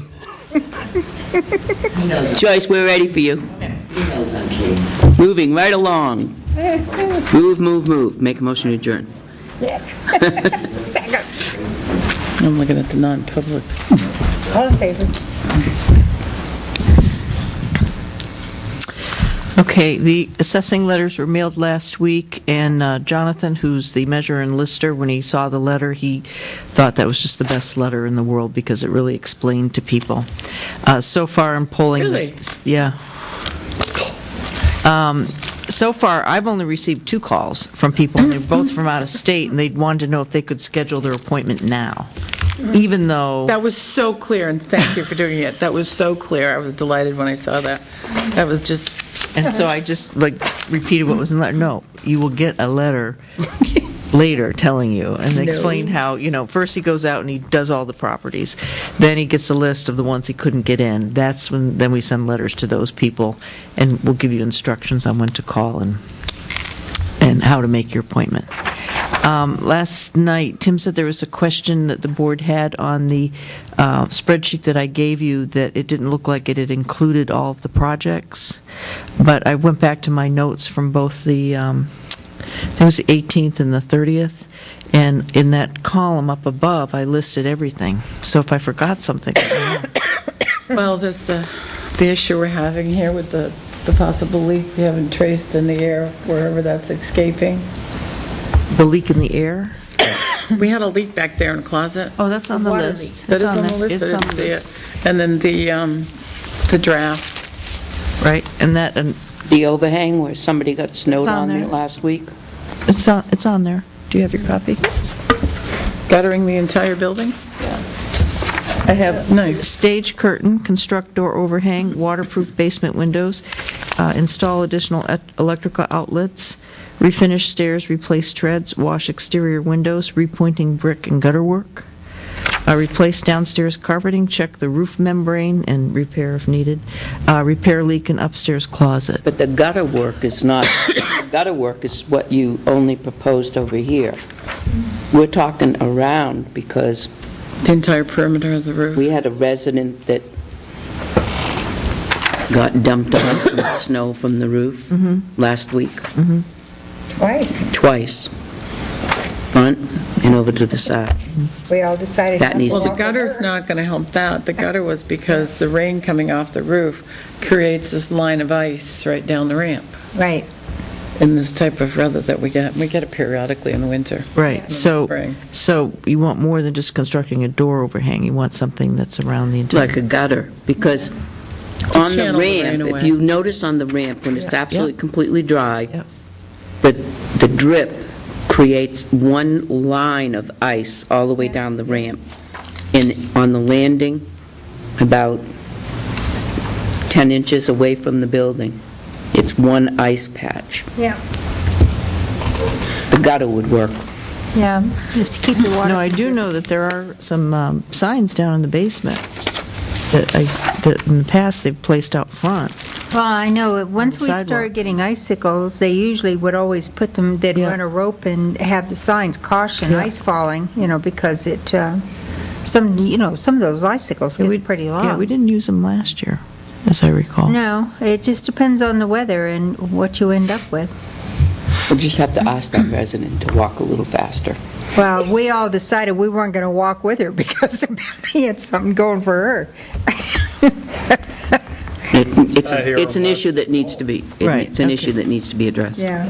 All right, It's fine. so The I- budget committee passed the budget. So I hear, that was Yeah. great.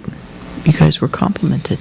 Well, they were very, it was Oh. very good. A lot of communication I'll correct back and this and forth. give it to everybody. Okay, I wanted to tell you too, last night, was it last night? Anyway, Johanna was talking to us about the fact that she cautioned us about closing these curtains because the heaters in this back hallway do not work. Yep. And that bathroom, when we close this off, it gets really cold back there. And she's concerned about the pipes freezing in the little bathroom there. Yeah, when the, That cold back there? I mean, it has to be lower than 32 degrees for like 4 hours. If you close that off, if you stand in there on a windy day, the wind just comes flying Yeah. up. And we lose a lot of heat Yeah. somewhere in this space. There's a lot of heat loss.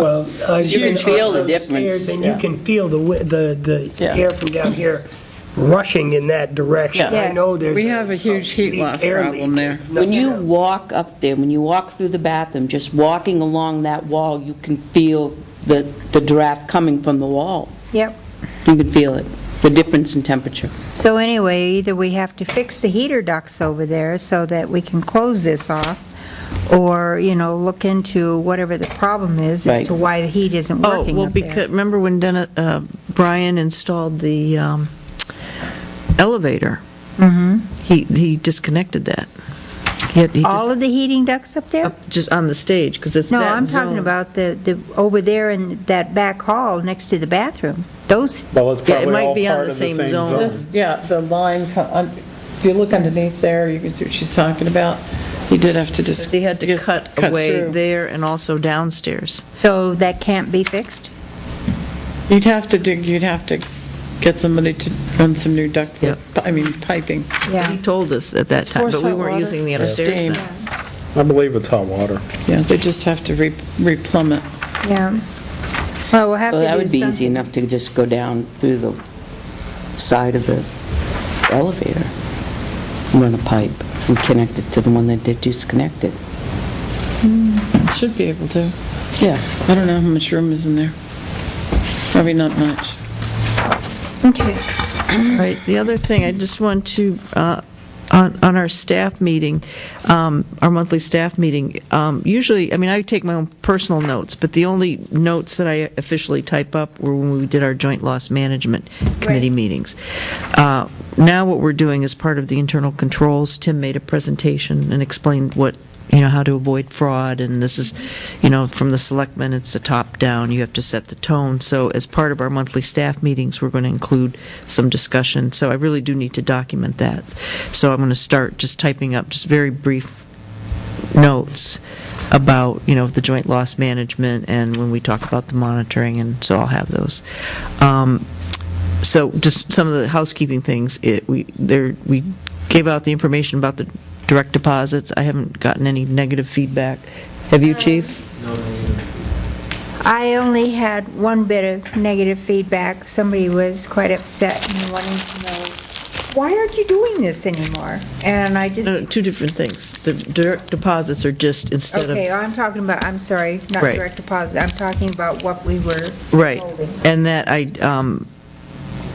the employer's own benefits, yes. Yes. And I was going to bring to your attention that I haven't heard from any PD people, but there are, one employee at the highway department is very concerned Yeah. that we're no longer offering the benefit, the deductions for the additional insurance that That the doesn't employee mean that pays they for. can't pay them on their own. Yes. Right. And that puts the onus on them. It's it's not a town benefit, it's Right. something. They felt that it was a town benefit. The fact that they could, they still get the same group rate. It was a benefit to them because they just had it taken directly out of their check. That if it wasn't They didn't directly have to They taken can out of their still do check. that through their own bank. Right. Right. They can do that. way. Automatic Sure, withdrawal. Automatic withdrawal from their checking account, which No, capital it's not- doesn't do. Right. And I reminded everyone with the town car that they have to let me know when the gas goes down to a quarter of a tank so I can get it filled. Also, a reminder for people to sign up for the car.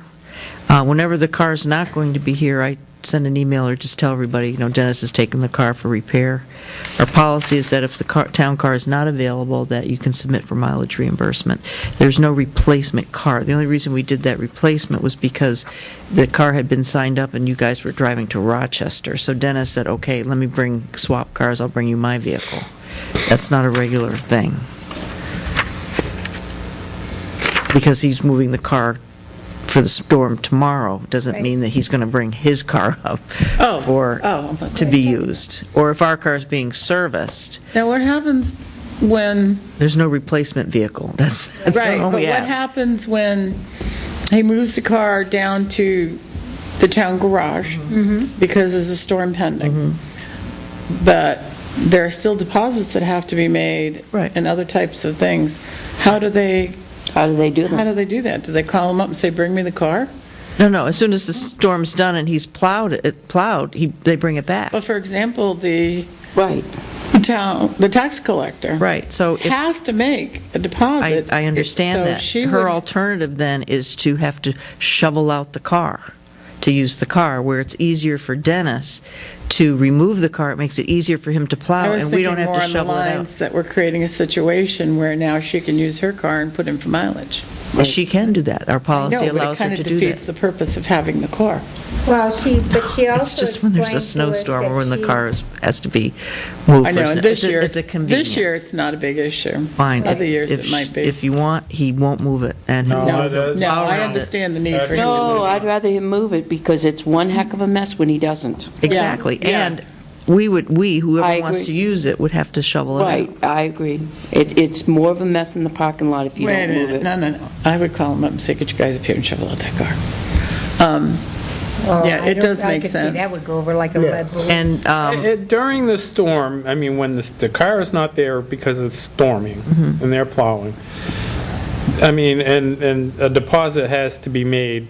I mean, Cindy still has other options. She could even call the police and have ride up in the cruiser If to the she has bank. all checks, she's doing that from her office. She can scan those checks right through that new service she has. But if And it's the cash, you deposit- can't. Yeah, the deposit's made, but... But if she has accumulated cash, what is it, 500 or more? Cash will accumulate. $500. Oh, no, they changed the law, it's 1,500. Oh, did they? Very nice. So, she can store it safe until the car comes back. I mean, But we have an issue like that with once a month where we have it because we have $1,500 cash that comes in. The other thing she can do too, because the treasurer has designated Catherine Wisner to do deposits, because Catherine does our deposits when she goes home, she's driving right by. I was just going to she say, drops is it there a off way and to comes back. consolidate trips when the car is away? Yes, but it's rare that it happens, but it always seems to be an issue, but that's Oh, the is it an policy. issue? Well, it's just, where's the car? Well, Dennis has got to take it because of the snowstorm. We've been doing that ever since we got the car. I know. right. I know. And it makes it so much So, and it's nicer like, well, to... we'll have Dennis bring up Come in another car. the next Oh, day you when know it's what I all just plowed. realized too? It's I'm clean. thinking Right. she's got to drive to Franklin. This is Franklin Savings Bank down here. Yes. I keep forgetting that's there. Yeah. And also, if there's problems with the car, to let me know or tell Catherine, we'll make sure that Dennis Right. knows. Because things go by, and, I know you're good about, you call Dennis directly, but other things happen, and people don't say I anything. call him from the car so I can describe him while I'm driving it. Yeah. Okay, and the other thing is that reminding people that when they're going to be out, that to put when they're out on the board, so we know when people are out. Right. Chief is good about Input? calling. I mean, absent for the day out? Yes. No, like going to be, like on vacation or whatever, because we don't normally know that. And because Joanna tells Catherine, and Catherine puts it on the board and says, Joanna's on vacation, thus and such, so that we know that. Because everybody's always running around like this. I thought there was supposed to be a coordination amongst department heads especially, so that we didn't have them all out at once. I mean, if people are sick, there's no choice, Right. that's uncontrollable. Right. But I mean, for personal time off, But there's a board in Catherine's office where they can fill I in know. blocks, and that way you can I know, look so and that's not see. being, hasn't been used? We do, the people that report to the selectmen directly, we do. We all I write think it you're in. telling me there's some elected officials that don't. Correct. Does not see the need Got to it. even tell. Interesting. But we do need to know when they're not going to be here, too. Just, just as a courtesy. It's a courtesy, and it's in the spirit of cooperation. Right. Because there are times when people are sick, are sick. And that's different. But when you have a planned event coming up, Right, it's if it's a nice plan, oh, you- yeah, yeah. That way, if we get a call and we say, oh, yeah, she'll be here tomorrow at 8:30, and whoops, she's not going to be here tomorrow at 8:30, then it's an issue. The other thing is that all personnel forms, anything related to, that would go into a personnel file or into payroll, have to go to Catherine. Okay. Okay, so we explained that, and we talked about the no more employee-paid insurance programs. Also, the other thing is that we need to make sure, and I don't know what the best way to do this, probably just calling each committee chairman, that to make sure that they, if they turn the heat up at night, to turn it down.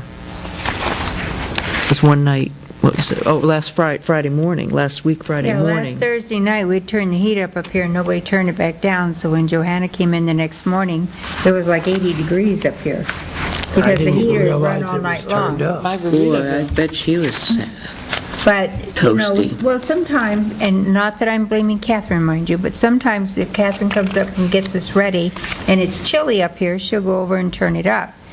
And one of us, like last night, I ran over and turned it back down before I left, because it was still fresh in my mind. What do you turn it down to? 68, we're all being more mindful. yeah. I would just Well, put a that's little good. small note on it. But so whoever, we know if to you turn it up, you should be responsible for turning it down. Yeah, but if you put a Whoever little, that just happens a to little be. note, I mean, it doesn't have to be Yep. Yeah. poster size, that's just obscene, but a little note, turn me up, turn me down. Yep. I also reminded everyone about town reports. Words to live by. Dennis had reminded everybody that for residents only, if they need sand, they can go to the highway garage and get some buckets of Words to sand. live by. I got mine today. I do. Because we get calls from people. Right. And ice rink status. I think I had emailed you, Catherine, when we get calls, what should we be telling You people? emailed me. No, well, Did you want a timely response? No, I copied you and Norm and Bob Hardy, because I haven't set up my contacts yet. Tell them I to use sharpen Google now. their skates, it is almost there. Public park, and therefore any member of the public can use it, as far as I'm concerned. It's not just Tilton residents, and How could you police it anyway, right? as long as it's... I know. It's, Show me your driving there is license. enough light. I talked to, I keep wanting to say PD, I talked to the fire district this morning, and they were going to make 2 drops today. Hopefully that would bring it up ahead of the storm, so it'll be frozen theoretically before snow drops. Didn't you talk about trying the Zamboni we have on it? On the ranch, we need a well. Oh, so we could play with that next week, but anyway, that should be... Zamboni? We've got a Zamboni. Yeah. It's a hollow pipe with holes on it. Strap a washcloth to it and drag it around. It should be completely, Outstanding. the liner should be completely covered by water. Peter's going to check on his way home. That has been the big issue. Kids have been using it since the first dump, but the fear is that skates would cut into the liner. So we've been quite anxious to get the liner completely covered with ice, whether or not it's, has the 4 inches minimum that they want on it, we don't know, but kids have been using it. We have not been telling them to stay off. When do the pieces in the box downstairs go over there? They're going with me tonight. I'll help load them in your truck. Kathy. I know the commission seems to be meeting a lot lately, but I can arrange, if you give me a date and a time when you're meeting, I can have the woman from LGC come up Next and meeting. go over, suggestions for First signage Tuesday. and anything like that, because there are a lot of other municipalities that have ice skating rinks. February 7th. I would check with the chair. Bob, And you start meeting at 6? 6. 6, okay. All right. Bathroom, seating, payroll, da-da-da. Okay, that's all right. Town hall improvements, we did that. Oh, I got a call from Jim Clements, a voicemail. I haven't called him back yet. As you know, he's going to be leaving, and he just wants to make sure things are all wrapped up before he goes. So he wants to continue the discussions that the board has been having on the pond. And he also brought up the Tilton School agreement. His trustees were asking him about that, so he just wanted to go over the, Tilton School Agreement? for the, what's exempt and what's not exempt. I thought we had that all signed, sealed. I thought we did too, but I think he had some questions about it. Doesn't that have a time limit? I mean, It's 5 years, but it's not Yeah. 5, it hasn't only been one. right, but we signed it, Right. and it's good for 5 years. He's not thinking of changing it. Or it's No, actually- he's been asked to make actually sure good that, till the yes, next reval, isn't it? yes, So it would be like 4 years.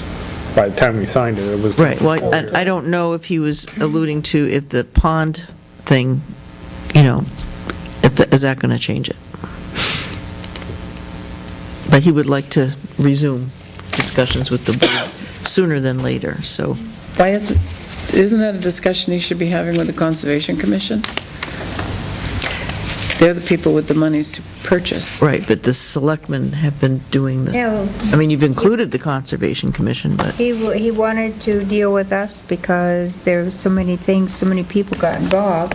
But how can we And- make a deal that we can't? No, we invited, even when we went and met with him the last time, we invited Chuck to join us. He didn't do it, but he was invited to be part of it.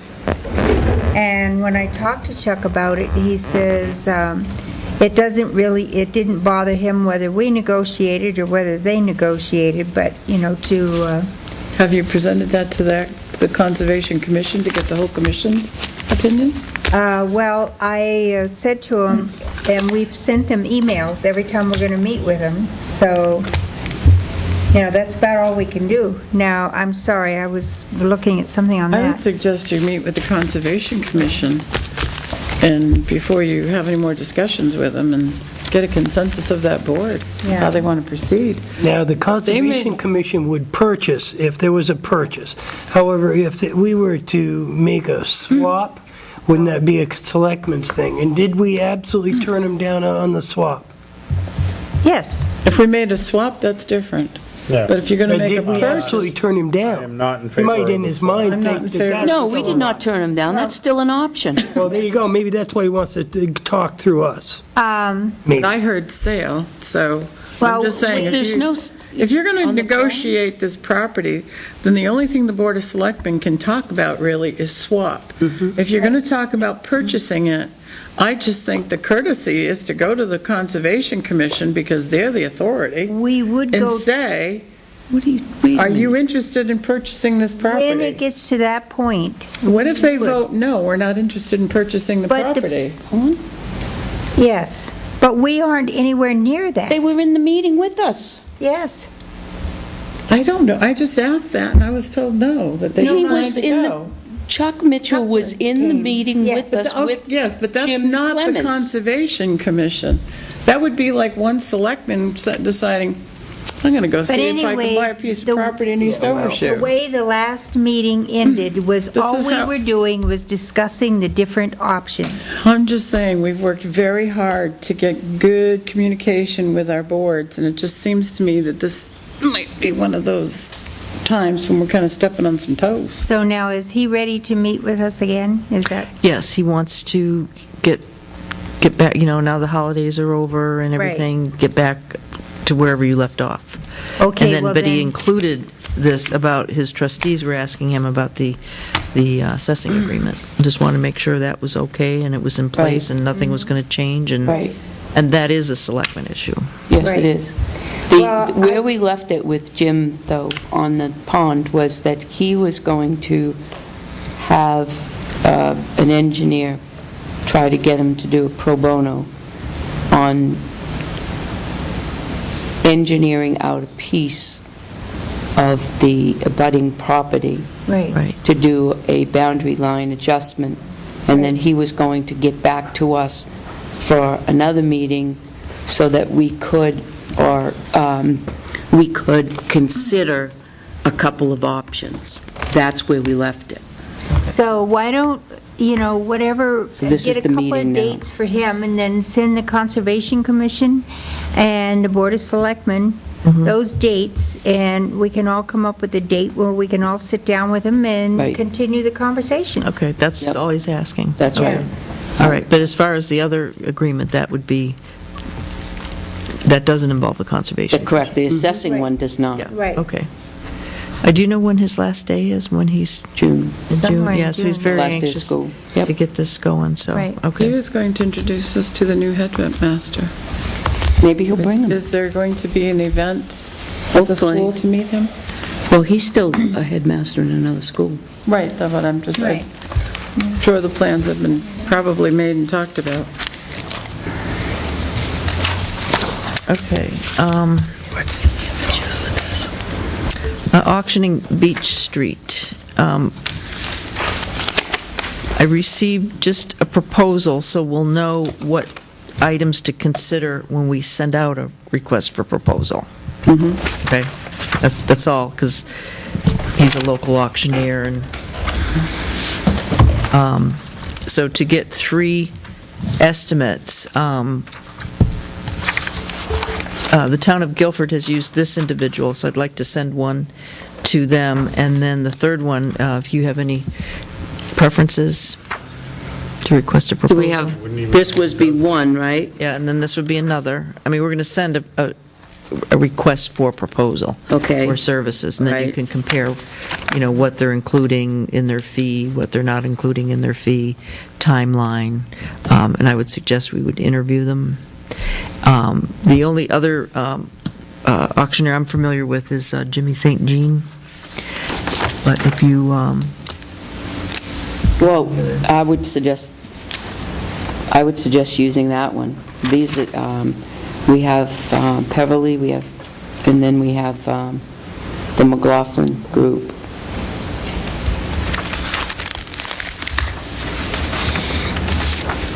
I'd like to get the RFP out, and then you can decide who you want to interview. So, well, I'd like to do all of them, actually. Yeah, let's not eliminate. All three, and then we'll decide which one. I can go ahead and set up An appointment, appointments now, Okay. and then you can talk with them. and then we can talk to them. Yeah. Let's do that. Yeah, because you learn a lot. Right, so let's do that. Okay. And So we'll those three, have them okay. come in. When would you like that? Um, Because I'm getting calls, people are very anxious to have this.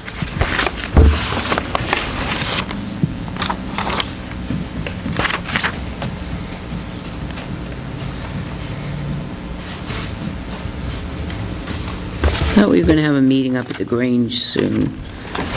Maybe with warmer weather, I don't know, but what about the 2nd? Well, no, it can be the 26th. Because we have Dennis. Depending on what time Dennis wants to come in, we can have them, if we can get him in that early. Okay. Or the 2nd, and we could go for 4:30 on the 2nd. Okay. Do you want to just go for the 2nd? Or do you want to go try for the 26th? It's purely up to you. Let's see, we It's have nice Dennis. having a Dennis likes to backup. have his dinner first and then come in. So we can have them at 4:30. And whoever can't do it on the 26th, then We'll have the 2nd. the 2nd. Right, we'll have one at 4:30 and one at 4:45 or something, 4:50 or something. All right.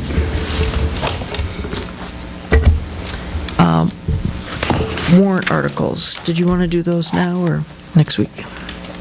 I have the one for the island that I sent to the board. I have the statute for the death exemption, on how to have that adopted and what the wording. And then we had our UST meeting today. Joe, you ready? Are you up for doing that now? Yeah.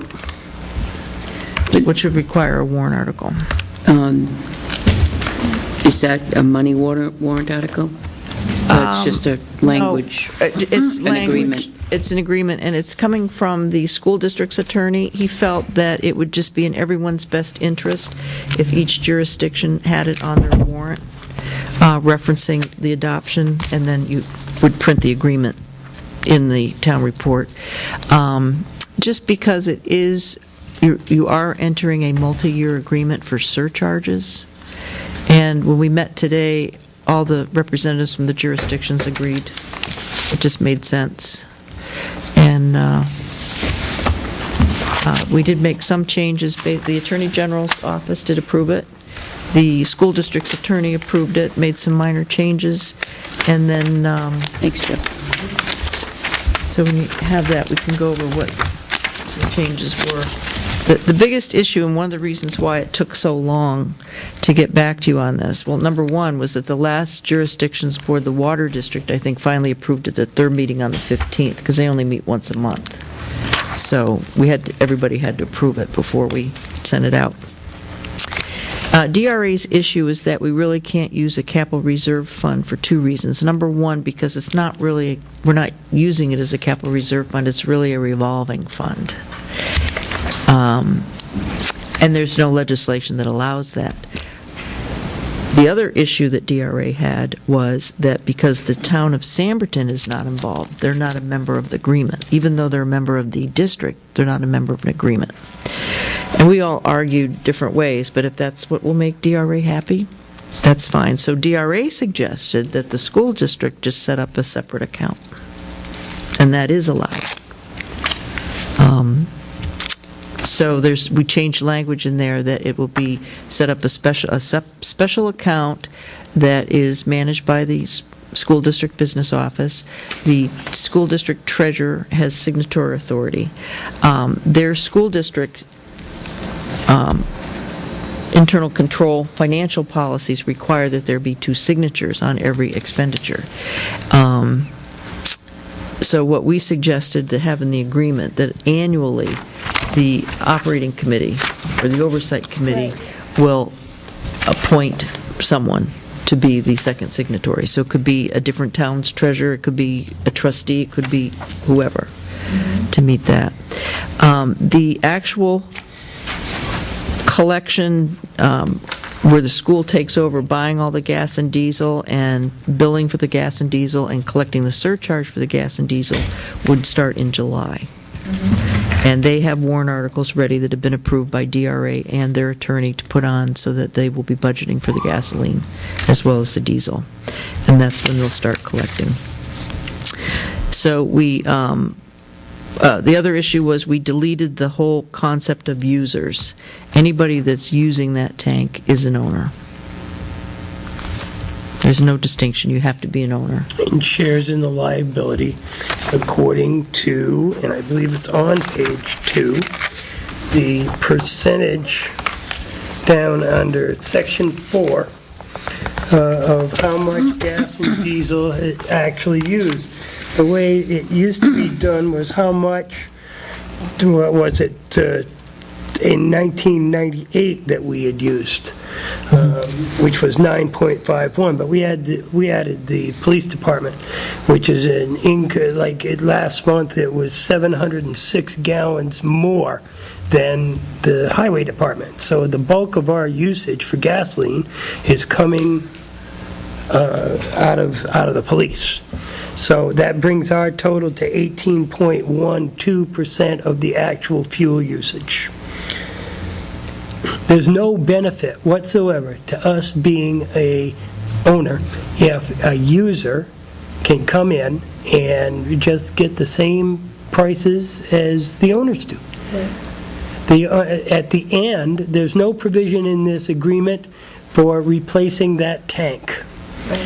That's something that somebody in 15 years is going to have to decide. Their needs may be much different. This only covers the maintenance, emergency repairs, and the eventual cleanup and monitoring of the site. Closure. That may or may not even be an issue at that time. Any monies left over from after the digging up the tank and removing it, if that's what they decide to do, would be distributed to the owners at the percentages that are in effect at that time. Currently, our percentage is 18.12. If next week or the week after we ratify this agreement and it is in place, we have a vicious rupture and a massive leak and we decide to shut down the tank, anything above and beyond the amount of money in those funds currently accrued for the removal of the tank would be paid by the various entities at the percentage that's presented at the bottom under number 4. I mean, it could happen, I suppose, but I don't remember. We have a steel and composite tank in there, and we have it inspected on a regular basis, and there's absolutely nothing to suggest that there's any issues with that tank whatsoever. The only maintenance issues really associated with the tank are nozzles and seals, and potentially the pump might go, or the hose on the pump or something like that. This agreement, am I missing something? Oh, you have it already? I passed It out. says the town of Northfield is responsible for collecting the fees.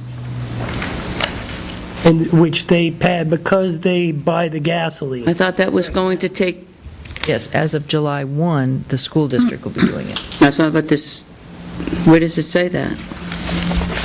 The,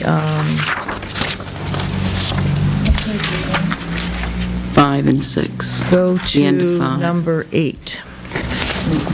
Number 8 is describing what's in place now. When this agreement is adopted, then the If this is adopted, under 11, it's telling me that the town of Northfield is going to invoice each owner using gasoline from this UST for gallons used on a monthly basis. Right, but Collecting any surcharge because Right. they ordered the gasoline and then forwarding. That is not what was agreed upon when we were talking about the, Number 9, collecting any surcharge added to the unit price of gasoline and forwarding such funds to the Northfield treasurer on a regular basis. that is not what we agreed on. Right. That is absolutely not what we agreed on. Well, that was what was in the prior agreement. That's what we disagreed on being in the prior agreement. The whole purpose. If I is- remember correctly, that was not what we wanted as the Board of Selectmen. We felt that's why we were holding out the surcharge money, the extra surcharge money, till it went to the Winnisquam Regional School District and they had control over it. They're not going to have control over it. It says here the town of Northfield is. Right. And the understanding was is that a reserve fund was going to be created within the school district. Right. And the school district had agreed to do the billing for both diesel and That's gas. right. But it's not going to be a capital reserve fund now. But now, didn't Cheryl Well, whatever say- type of fund Going to that be you a can, revolving fund. whatever type of fund you can create. Well, right now, Nevertheless- DRA said a Special. special account. So I thought now, you couldn't for this. DRA said we can. Well, it's not our Joe, deal. didn't she say that we were just going to suspend the surcharge collection For a until year. July? For- No, until July. until July, until, they can't do it until the start of their next Their year. next fiscal year. So this is approved in March, so we suspend any surcharge payments until July. And the other thing that's suggested is the warrant articles for closing the capital reserve fund and transferring that money into the special account and closing the account in Northfield, those monies are just going to sit there. No surcharges are going to be collected. There's not going to be any money going in or out of those until 2013. Then we'll have the warrant articles to close those and move the money into the special account. I don't feel comfortable signing that. Oh, no. This is what we would be putting on the warrant. I don't even feel comfortable bringing that to our, that's not what we want, that's not what we asked to be negotiated. Why is this not going to take place until 2013? Oh, closing the accounts? Yeah. Because to coordinate 5 jurisdictions to do warrant articles and to adopting it, the important thing was to get the framework in place, that it would just be less confusing, because that money is just going to sit there. There's no more money going into them or coming out of them. The For a special year. account will be created in Special July. account will be created in July, and then in 2013, then do the warrant articles to close those and transfer the money. But, correct me, Joe, didn't she say that we weren't going to collect any surcharges? That was her suggestion, but she had to bring that back to her finance board or the school board. Right. Because she couldn't, that was her suggestion. Who's she? Cheryl Soma from the Soma. school district. That they would not be collecting a surcharge? They would suspend Yeah, the we'd suspend surcharge collecting the until July. diesel surcharge. Until the beginning of their fiscal year. Right. now the part under the Winnisquam Regional School District, it says, the owners agree that the Winnisquam Regional School District is responsible for, and among other things, then it comes down, it says invoicing the owners using diesel fuel from the UST in gallons used on a monthly basis, collecting any surcharge added to the unit price of diesel fuel and forwarding such funds to the Tilton trustee of the trust funds or to the custodian of a single bank account established for pursuant to paragraph 8 above on a regular basis. Now, I'm assuming that this section here for the Winnisquam School District, that would become valid in July when they would take over? Correct. Who is the district's treasurer? Yeah, To- that's what's on this thing. to authorize the district treasurer to establish a special bank account in the name of the district. Who is that? I don't know who the treasurer is. I'd have It to could look be up. anybody, it's an elected position, right? I don't know who does it currently. There would have You'd to have be, to look in their annual report, there's probably one over there. It's the school district's treasurer? Right. Yeah. Yeah, because they're, That we elect, that everybody elects. Yeah, we elect them. That they're similar to Part our they town elect. treasurer has custody of all that's town the funds. RSA. The school district's treasurer has, I also made the statement today that we had encumbered our money. We have the money that is owed, but we were extremely hesitant to put it in a Northfield account that we had no supervision over. But this just solidifies what currently is happening with the underground storage tank. It's all about number 8 and our intent, the jurisdictions intend and agree to work towards establishing one jointly administered special bank account to be approved at the annual meetings of the owners for the purpose of receiving all of this money. We're working toward that end, but it's going to take a while to iron out exactly how that's going to work out. Right. So we're under no obligations necessarily to pay money to Northfield in the interim. You are if you sign this. No. No. We are not. Well, what you say verbally, what's in writing, Joe, I have trouble with.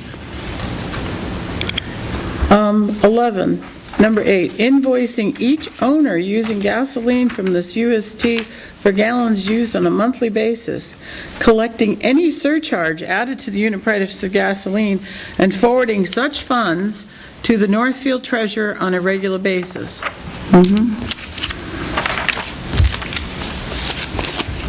Yeah, and it does say, which, I didn't notice earlier. This has not changed. Nope. In all the months, this has All the not months. changed. Full There is- circle. I mean, there hasn't been a written agreement, it's a handshake deal. So I'm not sure why you would spend time creating a document that's covering something that's going to expire in a few short months, Right. instead of working on a document that would go forward,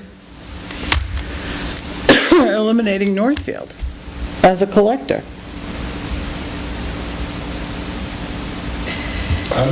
I'm not in favor of putting this in the warrant like this.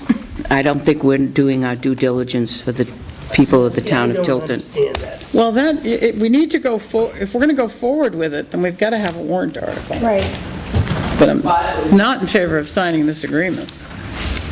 The warrant article, see if the district will vote to ratify and confirm the intergovernmental agreement between the district, the town of Northfield, the town of Tilton, the Tilton Northfield Fire Department, and other municipal users pertaining to the usage, maintenance, repair, and management and eventual removal and disposal of an underground tank containing both diesel fuel and an unleaded gasoline tank.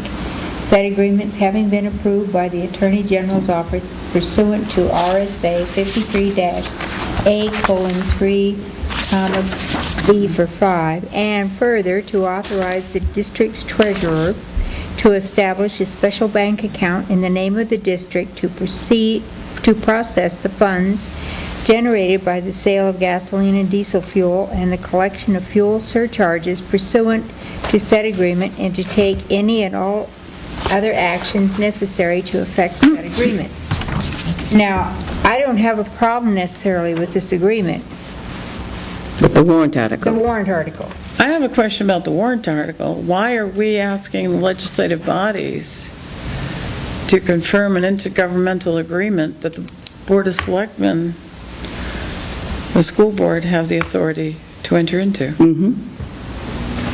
because he felt that the voters in each of the jurisdictions, because it's a multi-year agreement, to allow them, just to be safe. And they We vote don't no? have to do this. Then we don't, then it all, Then we have When to we have go the, get our own fuel when we, tanks. yeah, when we have the authority to enter into the agreement, why would you put it up to a vote with the jeopardy of them voting no. Some people don't know all that we know.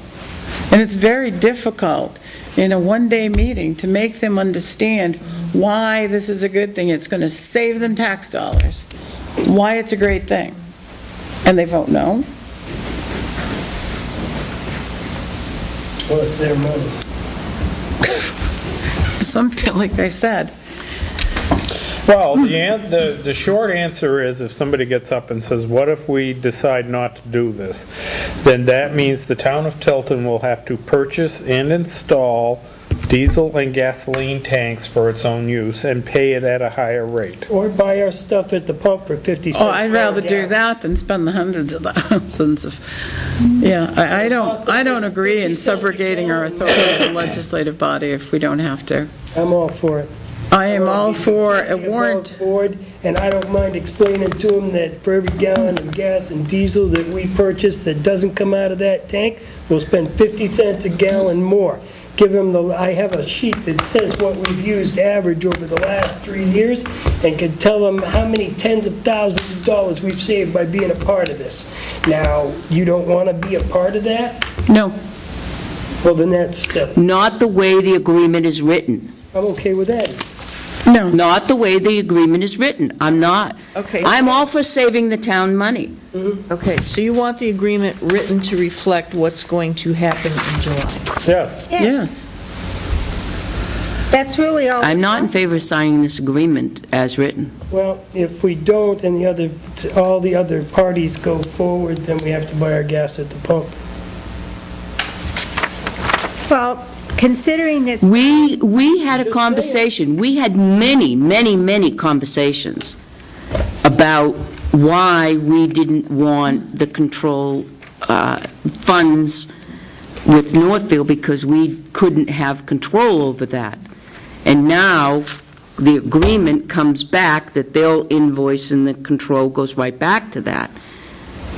I don't understand why our representation from here or in the committees didn't represent us in saying that part. I told them we weren't going to pay it.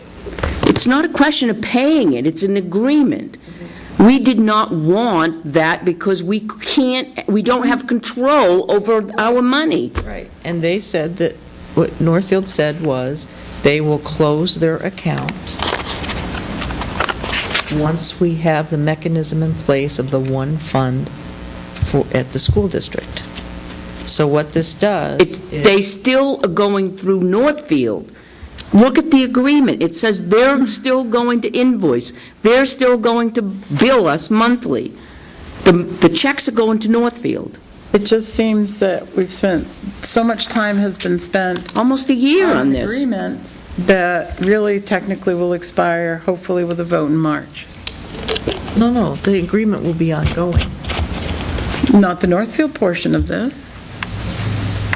Once we have the one Once we fund have in the- place, it'll switch over to that. It will switch over. Doesn't say that, really. Says There's nothing in What you here that have says that, Our Joyce. intent. Joyce, there's nothing in here. That doesn't say it will, that says that's an intent. Right. I know lots of people that are suing over intents. But one of my other questions, too, about this is, it talks about the percentages of ownership. And it's based on usage. What happens if next year usage increases dramatically for, let's say, the water district? Is there something in place that would adjust that percent of ownership? In this agreement? Right. And say the school district's decreased. Say they subcontracted something out and it decreased. Right now, this is just basing the ownership on the average for the past 3 years of the people currently using it. There's no mechanism for a sliding fee. So there's no mechanism for adjusting this if that usage dramatically changes within one of the owners. You can, the jurisdictions can amend the agreement. So say if one really leaped up and one dropped some, then you'd have a meeting to amend Right. what the way the percentages are? It seemed to me if you're going to sign this agreement, that language would be in here to let the owners know that that's a possibility, that their percentage of ownership could change. Could change. Depended on Because their right now, balance. Right. signing this as it is, Our percentage is 18%, so that, it stands to reason that that would stay Should say per that- this agreement. Or It should it say couldn't. that, probably annually, the oversight committee will meet and to review. In review. review The gallonage. usage, to readjust, possibly readjust percentages. Well, my suggestion at this point is that we have a lawyer look at this and to come up with our own version, taking in everybody's concerns, and move forward at that point. That will not, I don't believe, allow us to put it forward certainly to a vote, which I'm all in favor of. But be that as it may, I'm only one of five. And bring it back to the board, or the UST tank, what are we calling ourselves? The operating Oversight. committee? Oversight Committee. Oversight committee. Well, I wouldn't even have a problem with this if at the end of the section where it's talking about Northfield, that if there were a statement there saying, as of July, whenever the Winnisquam would be taking over, as of this date, Winnisquam Regional High School will become the overseer of our particular, Regional School District, what did I say? high High school. school. Oh, Well, okay, that's school. actually covered in section number 8, but there's no specific language that institutes that account. This is, like I say, just solidifies what we've got going on right now. We're working towards getting that account, but we can't get the account in the very shortest of terms. But what would it take just to add a statement there that as of the time that this account is established, then the monies would then be held in this account? Yeah, So how about a why can't statement? this all be worded that this will all take place as of July 1, Yeah. 2012? Why, And that the school district will be in charge of collecting all the fees and funds and whatever, and putting them in a special account. Why does the town of Northfield even get named as a collector of any funds? And under the town of Tilton, it says, number 3 on responsibilities, promptly processing invoices received from the town of Northfield for gasoline. Because that's what they will, in effect, be doing. That's what they're doing. If this is set up to begin as of July 1st, 2012, I mean, that's only another 3.5 months from town I meeting. know, but we're still buying gasoline. Understood. until then. So we have to but pay for the we've been, gasoline. we've had a gentleman agreement all this time. It seems to me that could continue for the next 3 or whatever months, and write a document that covers what will be. Beginning July 1st. Right, instead of, there's nothing, I've read over number 8 over and over and over again. There's nothing that says here, July 1st, that it's going to switch over to Winnisquam Regional. So we should put language in here that the collection of surcharges will be suspended until the, Terminated. No. I would put in here, under the town of Northfield, or somewhere in here, now, you know what, because we're I still don't, buying I'm not gas. comfortable. We're still buying gas. And we're I holding just- all the surcharges. Well, the town of We have- Tilton is. Yes, we have them in an account. It's not that we don't mean to pay, we have every intention to that, but we're waiting until such time that the account has been set up and would be handled through the school district. And then all that money that we've been putting aside will be sent over there. You know, it's this not time that- is spent on creating a document that's going to expire in just a few short months. No, the document isn't It would going to expire. expire. Well, I would hope so, because certainly, It's good, well, then what we're, Because you have a mechanism a to change it. contractual agreement is a contractual We've been working on agreement. this for a year and a half. All right, this is what, a year and a half, and the best thoughts that 5 different jurisdictions could come up with. I understand. and Every time we bring it to somebody, somebody changes it. And not just here, in Northfield, at the school district level, and we're going through the exact same thing again. We'll make changes, we'll bring them back, Yeah. and Saying the same thing quite over frankly, again. I don't think our position has changed. We have said that jurisdiction will be the Winnisquam School District. We've said that. We said the billing and the invoicing and everything was going to be the Winnisquam School District. We have said that. That's not going to happen. For the surcharges. That's not going to happen. Not real quick. Real quick. It's not going to happen. We can't set It's not going to happen. With this agreement, it's not going to happen. We can't set up the account through the high school until they vote on it at their meeting. That won't become effective until July 1st. So Then we I can't agree. collect the money. Then I agree with Catherine. If we can make this agreement effective in July of 2000, just keep on with the gentleman's agreement that we have.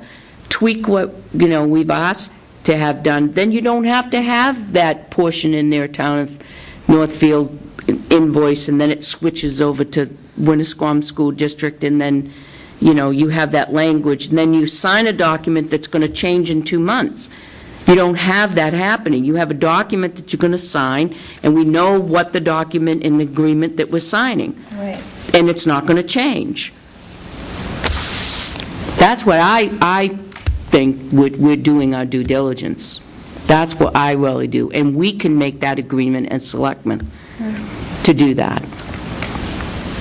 And it's not that we don't want to be part of it, it's just that this contract, nowhere in here does it say, as of July 1st, this will switch over and the school district will be the responsible party. I want to go on record. I do want to be a part of this, and I want Tilton to be a part of this. Right. This is a huge money saver, and it has been in the past. But I can't, in all honesty, sign something that's going to change again in our wishes. It's part of our minutes. But it doesn't say it's going to change in here. It doesn't say it's going to change, and there's nothing that indicates that Winnisquam Regional School District is going to take over in July. There's nothing that indicates that. We have a committee that's going to say that. Going to take over. Right. We have a committee that says it's going to happen, but we don't have the official legal document that says it's going to happen. Well, then we should make those changes and submit them to Cheryl and Glenn and Brad, Tom, and move forward. So we'll send this to them tomorrow and proceed. I have All a right, question so on, no agreement then will be in place now for purchasing. Other than the same agreement that the we've had. existing agreement we already We have. already have. On 9, maintenance, it says, "The town of Northfield is responsible for monitoring the maintenance needs of the UST and associated equipment. As such, the town of Northfield will be compensated $1,000 annually from capital reserve fund for labor, blah, blah, blah." And then it says, "In addition, the town of Northfield has the authority to expend an amount not to exceed $1,000 annually on minor maintenance items and services." That's been in there since day one, since the very first agreement. So they get $2,000. No. They get $1,000 for monitoring the tank and invoicing the buying the gasoline and blah, blah, blah.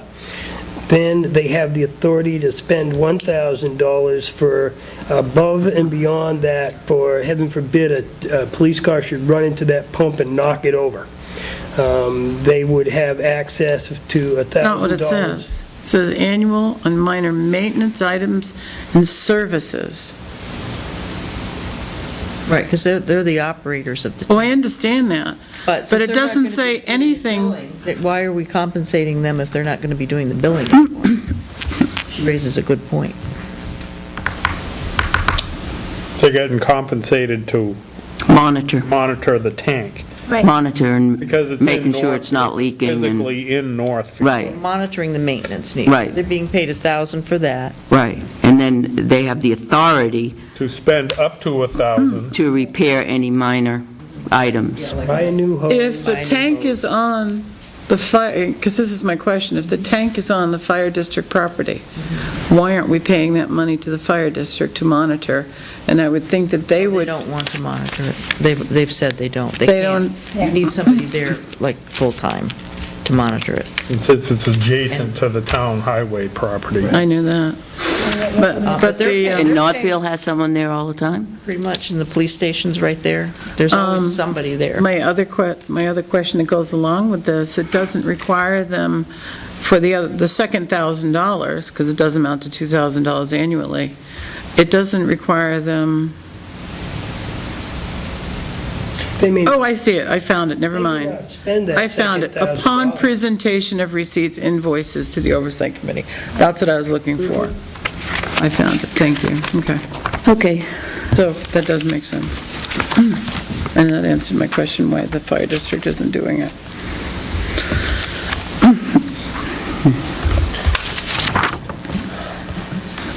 Okay. I would, this warrant article, again, I don't think the governing body should subrogate their authority to the legislative body. Instead, I would think a series of public hearings to get input, and a warrant article that would authorize the Winnisquam Regional School District to establish the account. I don't believe that the school district, then, we wouldn't be able to be a party of the agreement. Why is that?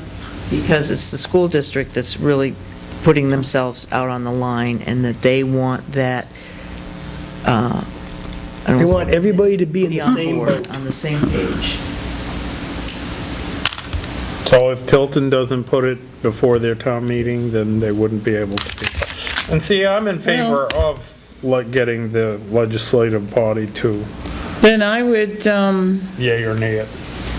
It's fine going through the legislative body, but have the legislative body vote on one agreement that's going to begin on one date, not one agreement that's going to change in 2 months. Yeah, I agree I with don't you there. know. This thing should be written to commence on July 1st with the proper language on who's going to be doing what Right. as of July 1st. None of Otherwise, this you're going to between really now and then confuse. business, because we've been getting along all these years with what we've got.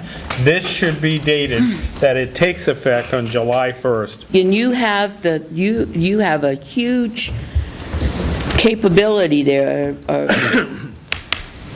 of confusing people, the legislative body, on what's actually going to happen. We've seen it at town meetings. We have a small window of opportunity where you get up and you try to explain a year's worth of committee work in 20 minutes, and that's exactly what you have to do. And to explain to them a year's worth of committee work and say it's going to begin in March after we vote, and then it's going to change in July, and you have a huge chance of it failing. And if it fails, then you have a huge chance of it all failing. And so to avoid that, I would much prefer to have it all be on the same page, all start at the same time, and then you have one agreement that says the same thing and it doesn't change. Right, but the agreement itself can change. The governing bodies can change the agreement. That needs to be in here. But we have to It have does. It says that. Okay, It could be a- that's what I'm saying, that once it's in here. But right now, you're asking the legislative body in March to agree to this, and then 3 months later, it's going to change. your warrant article That's not fair. is contradictory to the information provided in the agreement. So you're asking the district and the town's legislative bodies to vote on an agreement that contradicts the warrant article. So now you have to, in order to educate them, I feel like I'm getting an ass whipping here. If you have process, concerns, give us the list of concerns and we'll submit it. But to beat us up. I'm providing you, I'm feeling beat up well, I'm pointing out information to here. do this and to do that. The It's like, warrant, look, just give us read your the warrant concerns. article. The warrant article is naming the Winnisquam Regional School District to process the funds generated by the sale of gasoline and diesel fuel and collection of fuel surcharges. If you read the agreement, it says that Northfield will be collecting that. Right. So I'm just pointing out, This is the warrant article for the high school, for the school district. It would have to change for us. Understood. But the agreement is the agreement for all. This is the agreement for all of us. Right, this is the agreement for all of us. This is the suggested warrant article for all of us. How are we supposed to believe that if the Oversight Committee's not giving us the correct information? All I'm saying is, you want to send this to the you changed it. legislative body for a vote. I mean, if I was out there, I would want to see, what's the agreement? What am I voting on?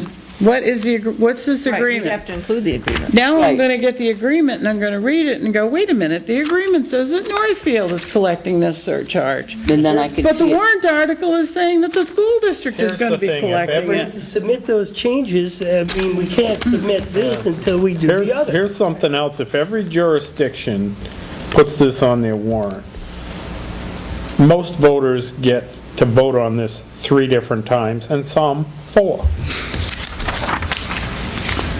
Because you're going to vote on it at your town meeting, at your school district meeting, at your fire district meeting, and at your water district. And my other question Yeah, is, so this would how be for can us the to see if the town will vote. How can the legislative body of the town of Tilton vote to authorize the school district to establish a special bank account?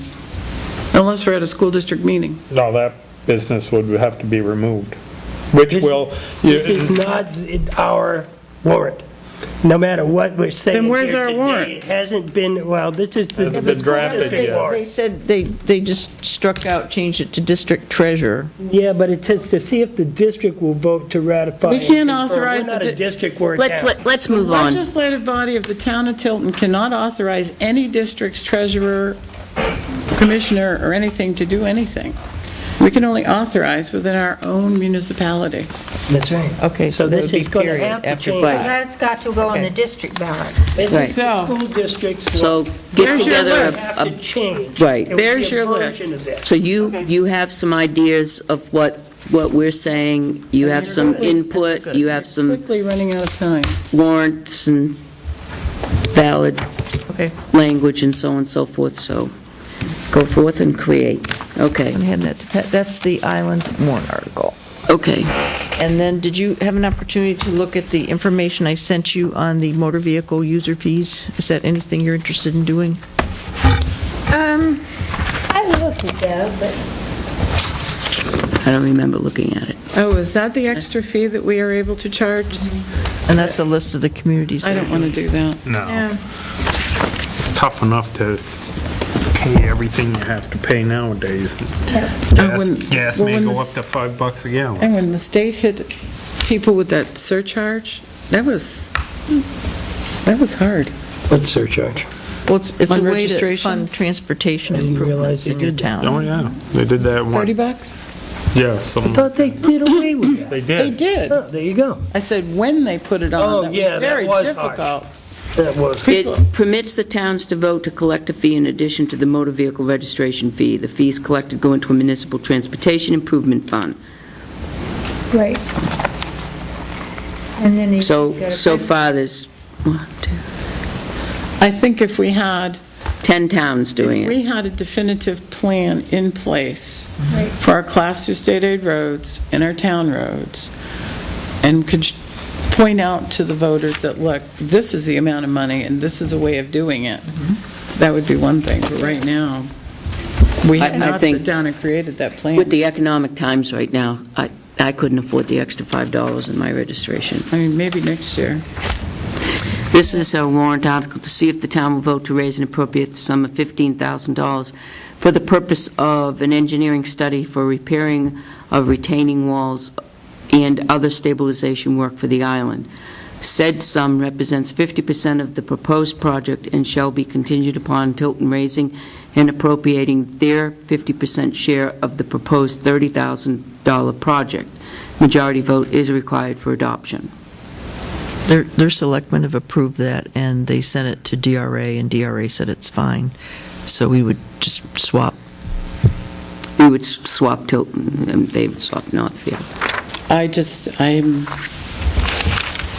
We've been going through this back and forth. We vote to raise the funds. They don't vote to raise the funds, so that ends it.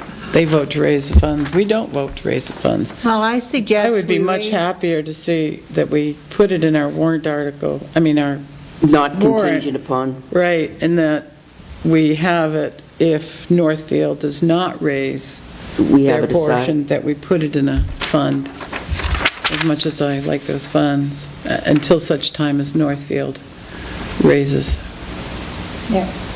But just go ahead and just, But I Put it on think we there. have to do the courtesy of, Until, if I this like board that, until agrees- such time as Northfield raises and appropriates their 50%. right, but we need to let the Board of Selectmen over there know that we've changed our mind somewhat on it.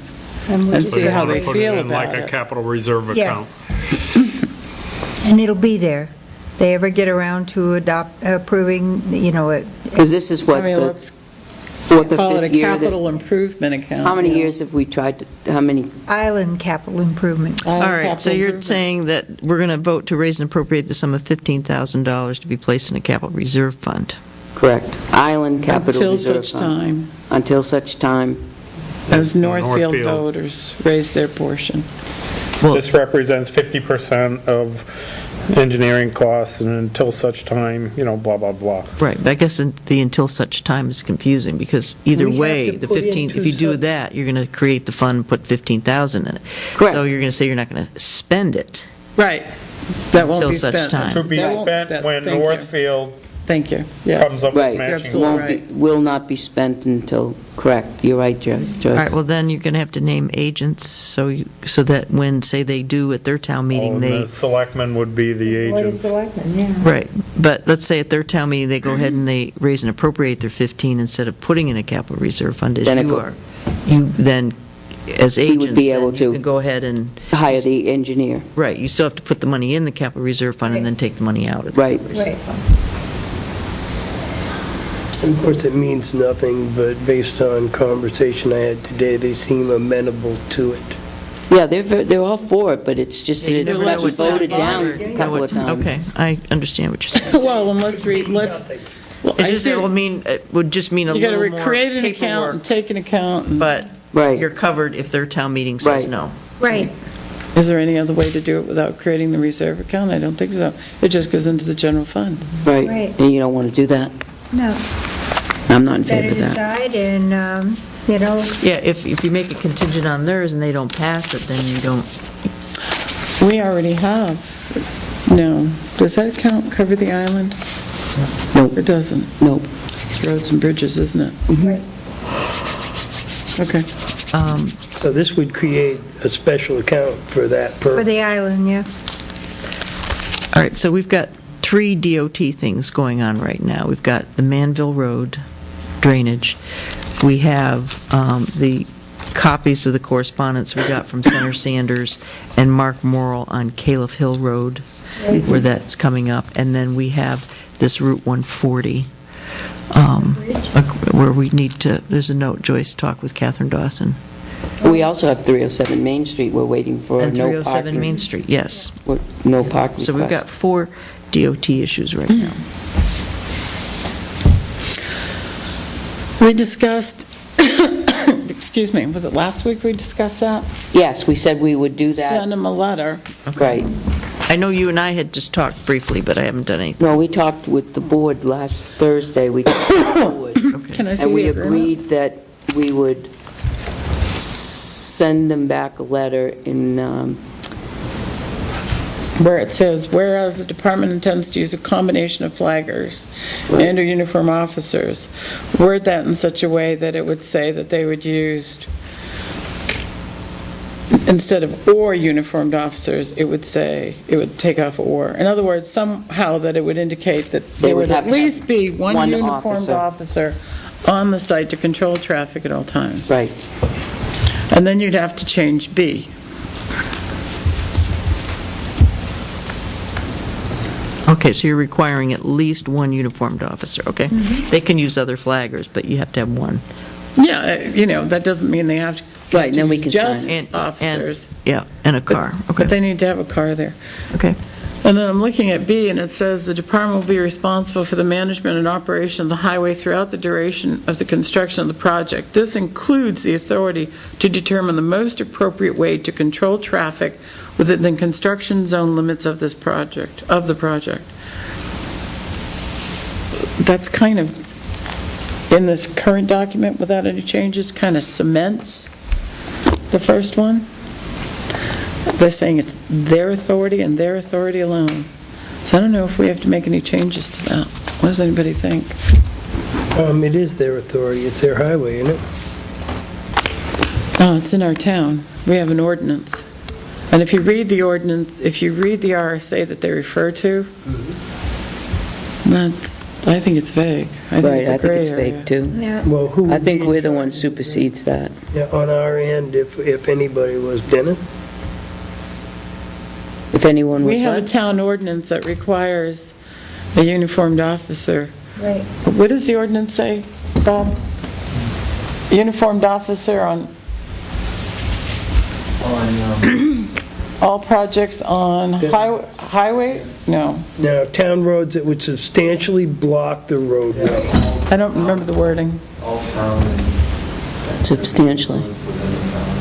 All town, all town, Well, what any was, road in the town or just town roads? No, because we even cover Main Street. Okay. I think it's any road in the town. For I don't think instance, this is there was, referring to, they don't want someone coming up and saying, no, don't close this lane today, close that lane tomorrow, or that type of thing. It's pretty all-encompassing, Yeah, and but I don't think that overrules, that's what I'm asking you. I don't think it does. Okay.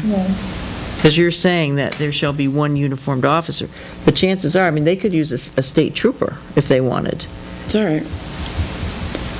In the safety of the public using that road, they They could would use call you, Belmont, yeah. they could use Northfield. Right, they could use, But as long as there is a police car there, I think it's the safest way to control traffic on that type of project, on that type of road. Our ordinance says they have to have a uniformed officer anytime they block the road in town. Is that what it is? Yeah, because I remember us discussing this and me almost running head-on into another car over on Silver Lake Road because nobody was directing traffic. Right. Any road in town needed an officer. So it didn't say a Tilton officer, but it said an officer, and so we should follow that for sure. what their theory behind that is they pay flaggers, and it's much cheaper to they want to use the flaggers in place of the officer. That's what they want. I don't necessarily agree with that. All right, so where's the department I thought it also said intends- something that they would, if they were working in the town of Tilton, they would use a Tilton policeman. to use at It's least been so one long, I uniformed just- I don't officer remember. We have an ordinance and a book up here. combination of We have flaggers. something. I have one up there, but I'm not sure if it's in there. I have an ordinance book up there, but I don't know if it's been updated. I took it home. I think it's that white one. No, the big one standing upright. Oh, yeah, you're right. I knew it was a big one. Okay. You understand? So what about 307 and Caleb Hill? Oh, we're just waiting for them to get back to us on 307. Okay, still waiting. looks like Caleb Hill have already made up their minds. Caleb Hill is a battle, and I don't think we should just give up on it. What Nope. we need to do is, We you need know, to- if we get like a heavy rain this summer, get them up there and say, look at this drainage. Look at this, the Where road is exactly covered is with this on water. Caleb Hill Road? Just past, Like, before you go around, just past Mike Robinson on the left. Just Probably about a half mile. half mile before the curve. Quarter to a half mile up. One of the big problems up there is a subdivision was created, and there was a big issue over wetlands up there. And the Conservation Commission felt that they were not properly delineated, not properly considered. The state does not do any ditching there. They don't mean, in fact, you go up there, the ditches are gone. The drainage makes culverts that they have under the road don't make sense anymore because there's no ditches that go to the culverts to carry the water away, if you will. You understand? I do. So the subdivision is on the west side of Caliph Hill, and it runs uphill from Caliph. And these driveways were created. So now what happens is you have heavy snow melt, you have rain. Where It all does it comes down the hill go? and doesn't have anywhere to go. Right, and the road has lost its, some places it's really lost its crown. It's like, you almost think it was U-shaped in some places. See, I don't get Or over there's- there that much, Or there's so I these, have to take a ride. on the traveled ways on each side where the tires go, it's all eroded down and there's a little crown in the middle. So this all just fills with ice. Sometimes it's quite incredible, the amount of ice that builds up on that road. And there's not much the town can do except for to put Chisel more and salt salt on it. and beat it up. And we had Environmentally, that DOT up sucks. there, and was that last year, the year before? I think it was last year. Was it last year? Maybe it was the year before, but I remember you talking about it, and you had them up there, and Up at Caleb Hill? Yeah, no, not up I have a gravel. question that maybe you might know the answer to. Why won't they ditch the road? DOT hasn't maintained ditches for years because of money, lack of. Didn't they put ditches along 132? Or is that That's- part of that that's a project? numbered route, too. Yeah. Bear that in It's a mind. numbered route. They also did it because they put a lot of money into the infrastructure, Yeah, which yeah. they knew they had to protect if they didn't have ditches on that road because it all runs downhill. Oh, okay. The other thing about 132 is it's a Class 2 state aid road, it's a numbered route, but it also is definitely a connector between two towns. There's no doubt that that probably will always remain a Class 2 state aid road. Killiff Hill Road, not so Caliph much. Hill Road, that will be a hard one. Yeah. It's not Clark a and main Colby? route. It's a neighborhood road. The only, Clark, Colby, and Winter, you have, well, Clark and Winter, you have the Veterans Home. There's your argument for maintaining those as Class 2 state aid roads. But Caliph and Colby, that's going to be an argument. Now, how soon are you going to be getting the Class 2 or the state roads from Dennis so you can prioritize them so we can start? I thought we had them, didn't we? And he gave us He hasn't given something. us the list of the class, oh, we have town, and what was the Town other he roads. gave us? Equipment, And sidewalk. sidewalk. Okay, we haven't gotten the Class 2 Yeah, state aid so roads. when are we going to do that? I don't know, that's a good question. We should get those as soon as possible. I would say we work on that as soon as we get the warrant articles done. So we're not going to do any warrant articles this year? I would talk to Dennis. He, in his mind, because he is such a road person, that was his history before Public Works, don't you think, is to get an opinion of Dennis if we should at least raise and appropriate a sum to put into the reserve fund we already have. Well, we do have, He does have a 10-year plan. yes, for town And I'm sure roads. he has a cost figure in his mind. You know, it may not be down to the decimal, but he certainly has a dart figure. Right, so, but we're already going to be putting money in that fund this year. He has have given, but that's the normal money we just Right. put in every So to single put in year. But additional let's money- ask Dennis if there is a larger sum, thinking about this year, next year. Okay. I think bonds have less of a, if you can bond, have less of an impact on the public than a capital reserve. Okay. All right. 61 Business Park Drive. Last week, did you look over his, Bill Hickey's contract? It was in the to be signed. I'd also emailed it to Bill because I had sent him the language that the board wanted. I didn't see that in the... And I didn't zoning. see that he put it in there. He didn't give us the Turner. Okay.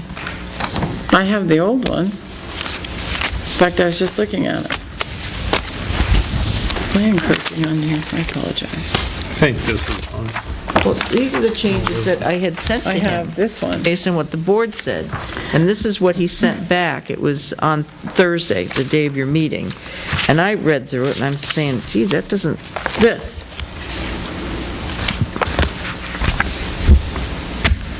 Thursday, dear board. Yeah, Bill sent me the attached. I didn't, I don't believe the revisions will meet your approval. right.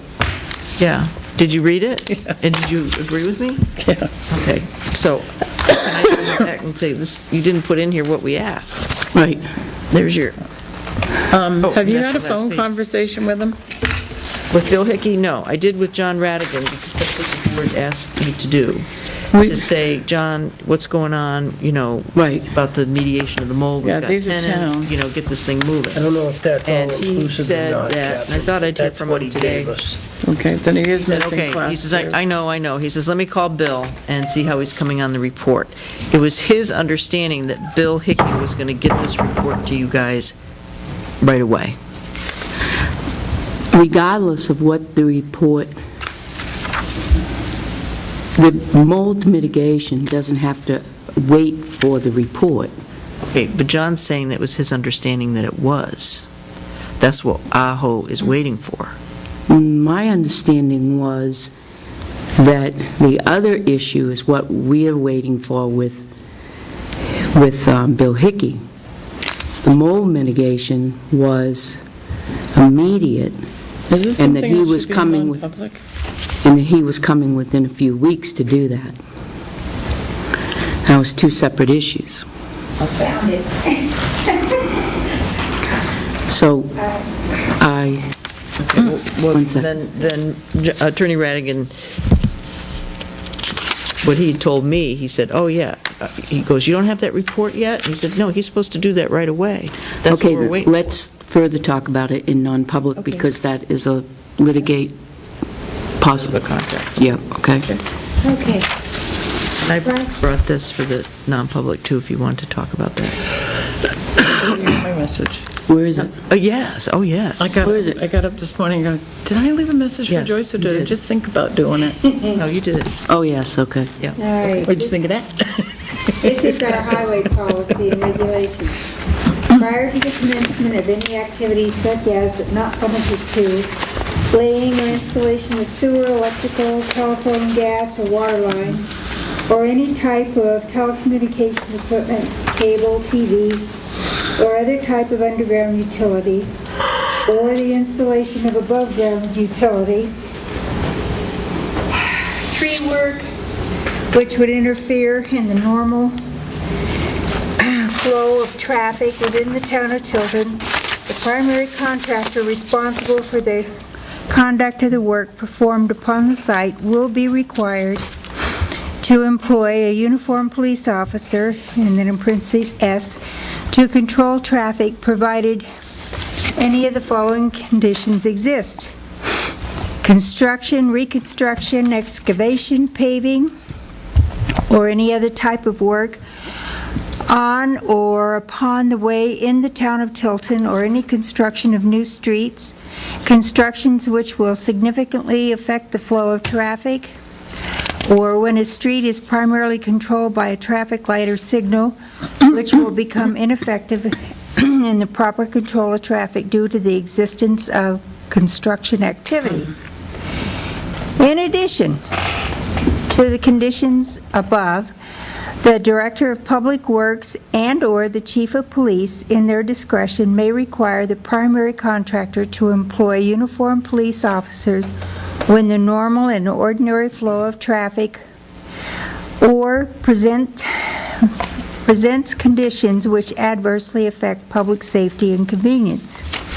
The Chief of Police and/or his designee may, upon examination of the work site, waive the requirement to employ a uniformed police officer if, in his opinion, it is not necessary for the public safety and convenience. This ordinance shall not apply to work that is being done by the road crew of the town of Tilton or the state of New Hampshire, as they are exempt by statute. There you go. In the event any provision in this section is violated, the Director of Public Works or the Chief of Police is empowered to issue a work stoppage order against the contractor or his employer, such work stoppage shall remain in effect until there is strict compliance with the ordinance. In addition, the fine amount shall not exceed $250 per day and shall be assessed for every day the violation continues. So we're asking for Yeah. safety purposes to have a police Yeah. officer. Yeah. So Regardless of the statute. cross out and/or, and just cross out the or and put and. He's exempt from having a detail, that's what it's telling us.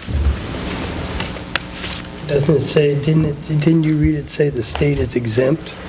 Yeah, but we're playing let's make a deal. Yeah.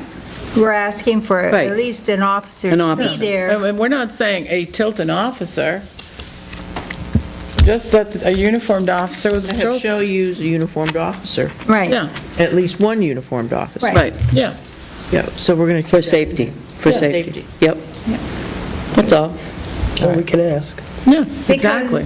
They I might mean, say no, they might refuse, and We're going to leave I B don't alone. think we want to expend Right. any money to argue with them. Yes.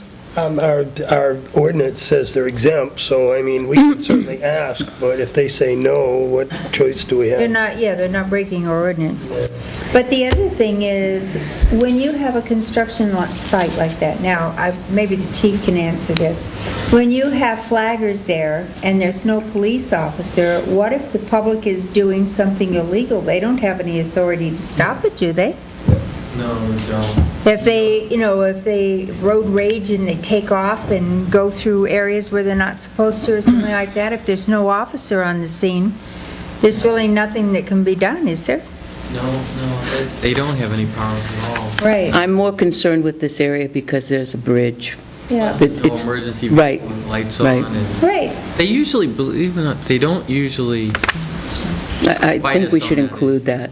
on a busy road with Because a it's a bridge bridge. construction, You they... know what I mean? There's only one lane traffic. Usually and they say, It's yeah, we agree our with safety you. around. Yeah. There's only one other way around it, and it's in the water. You know what I I don't mean? think it's going to be an issue if we tell them we won't. All right, And if there's any meetings, I'll gladly go to them. sure. All right. Did you increase your hours per day? Just for, can I bring up something now? Oh, don't we have to list all the selectmen? Oh, they are on here, aren't they? Right, Yes, they are. okay. I'm done. I apologize to the board for stepping out, but I got an important phone call that said, very, very important, before you leave, please take a break and give me a call, and it's very, very important, but Tom called to say that the hatch on the town hall roof is open, and we're having bad weather tomorrow. Well, would that explain why? Yeah, why does that happen? I have no idea. This isn't the first time that's It must have happened. blown up. Matt- It had to The blow. wind. How did Matt see it? Matt saw it and let Tom know, and he just texted me, so, well, he didn't text me, he says it's very, very important, so I thought something else was happening, but, Anyway, how Well, do- before I leave, I'll go up. That and explains check. why there's an Okay, air draft. I'll hold the flashlight. Will you, Make sure you don't crash through those steps. you know, we're conducting a meeting, why don't we just hand Jane the flashlight and let her go up? No, it's very dangerous. Joyce, I was kidding. will you call Dennis and tell him that this hatch keeps blowing up? We couldn't have Jane do that. Those are what I came up with for Budget building. committee She members believed me. need it there. I didn't know what, I underlined on the last one, I didn't know what he meant by So that. where's this hatch on the roof? Yeah. No That's idea. where you go up the stairs. It's up those creaky little... It's approximately About over here. Pat's head, more or About less. here. It's where you But go how up. could he see it? He must have been on one of the other buildings. I bet he was probably over here, he saw it, or Onions, one or the other. Or coming down the hill, maybe? I don't Maybe know. coming down there. You There's go your up the draft. ladder and then you go through the hatch. Yeah. Well, I'm not looking forward to it. I've been up there. It's not a fun place. I haven't been up there for 10 years, so I don't Unfunded intend to go up there disability. again. me I either. was going to say, come on up with me. I've You never can been hold up, and I'm not going up. No. Don't do I'll roofs. go. No, I have a thing. No, you don't want to be up Something there. like that? I don't even want to be up there, but I'll go. no, because if anything happens to her, I own the dogs, and that's not going to happen. Okay. Uh-uh. You're SOL. Nope. Okay, Selectmen's reports. Joe? You want this? Okay, the only thing that I really have is concerning the Regional Waste Cooperative. We had a meeting, golly, I want to say Tuesday. We have the terms for the withdrawal from Allenstown. Yes. I have all the paperwork for anyone who would like to peruse it. This is the actual agreement, of which I don't have copies, but I'll give it to you here. What this basically comes down to is allowing them to withdraw as of December 31st of 2014, which would represent the end of the agreement with Wheelabrator at the trash to energy facility in Pennacook. They will guarantee us 1,300 tons of garbage. They just instituted mandatory recycling, and they hope, beyond hope, to reduce their tonnage instantaneously by 700 tons. Nobody at that meeting that I was at believed that was even remotely possible. However, who knows? Right. What this agreement calls for is for them to, and they have been paying the $11.80 for their GMQ. They've paid the administrative part of the landfill. Anything over 1,300 tons would be at the $66.80 price. Right. That's a special rate for them. It's not necessarily a good special rate. Those of you who may have seen the Concord Monitor article, they put a very positive spin on it that was given by the town administrator and chairman of the board in Allenstown. They have their own political issues. However, if in Tilton we have a GMQ of 4,000 tons, we pay $11.80 times 4,000. That's our part of the administrative fees. If we deliver 4,500 tons, we don't pay $1,100 or $11.80 on that 500 tons. We only pay the $55, which is the tipping fee at Wheelabrator. If they go over by 1,000, they're still going to pay the $11.80. They're going to pay the administrative fee on everything they bring with a minimum of 1,300 tons. Their last tonnage was in the vicinity of 2,100 tons. Right. So they're going to have to cut 700, 800 tons out of their GMQ in order to be at 1,300. Right. Nobody believed, that, like I say, that that was possible, but we'll see how that works out. Wow. Now, it would cost them, if they dropped out right now, and I have a formula here that tells kind of why. I have lots of things that tell why, and it is lots of things. Their value, they're walking away from that number right there on top in 2014. Wow. They're not saying that in the Concord Monitor. That is their equity in And they're walking away. Look at the number. They're walking I don't away from it. understand that, because that's a very poor town. It's great. Their taxpayers do not know that. Wow. Their selectmen are not telling them that. Casella, who has a transfer station, see, Yeah, right. Allenstown thinks they can do better on the tipping fee, $66.80. Well, I don't have to pay that. But they have one dilapidated truck, and they're talking about delivering to Pittsburgh or whatever, and or someplace way over in Maine, which Oh, is yeah, way up economically north, right. unfeasible. Those are the only places accepting trash to go into the ground. Now, Casella was taking it at like $57 a ton because they gave Allenstown a host town rate. However, Casella is no longer taking their trash, nor will they, because Casella is the management company for the single stream facility. And oh yeah, so they can no longer, Casella won't take their trash anymore. So they're just twisting in the wind. So can they turn around and come back into it? No. In that right there, it says that Yeah. they will not allow to be back. They're good. They can sell their recyclables at the single stream facility if they're so inclined at the regular market rates. As an Oh, owner my of the word. plant, we get a premium. So Plus- we'll get the extra money out of That's it. right. Now, crazy. how they're going to spin that at their town meeting, if they have a Scott Davis who stands up and go, yeah, but, and what about this, and how about that money, they got big political problems. However, That said, They should be so lucky to have a Scott Davis. yes, I know you're right. The agreement, I think, is in favor of the cooperative. I don't understand how the other party can enter into that, but that is the agreement that they've come up with. The operating committee, of which Tilton, myself, is a member, will be forwarding this. We have another meeting on next Friday, and nobody wanted to vote on this until they brought it back to the governing bodies of the various towns. So we will need to take a vote or get a general consensus that we should vote yes on this agreement if indeed we agree to it. I can't see a downside, quite frankly, because Allentown wants out, and if they start litigating, which is even stupider than walking away from what they got there, it's going to cost the cooperative in legal fees. We can defend our position, but the $50,000 price would reflect our legal fees as well, and it would be even less, it would cost us more to litigate it. So if they're willing to take this kind of a whipping on... And they're willing to do that. Pardon me? They're willing to do this. There's the agreement right there.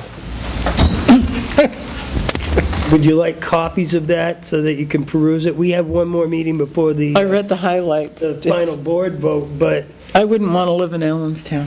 I wouldn't want to be a selectman in Allenstown. Doesn't make any sense. That is just so wrong, on so many levels. Doesn't make any I think so. sense. But there you that's go. right, sorry. It's to our advantage as a cooperative to let them go, because that I seems already to have be what they two, want to but I'll take do. another. So would you like me to make copies of this and you peruse it, or we vote on it tonight, or how do you want to work it? We are going to vote on the acceptance of that? Is that what you want to do? To move forward and allow me as the representative for the town of Tilton to vote yes at the operating committee next Friday, and then subsequently vote yes when it comes before the joint board the week after. So moved. Second. All those in favor? Aye. Yes. Oh, yes. You got to abstain if you're doing that. I abstain. Okay. Why should you abstain? Because we're voting him to act and to The joint, represent. I don't have an exact Oh, I thought we were date for voting that. to The accept the operating agreement. committee will be on Friday. For him to go to the meeting to vote yes to accept the At meeting. the operating committee, they'll have some sort of proposal for the financing of the single-stream facility.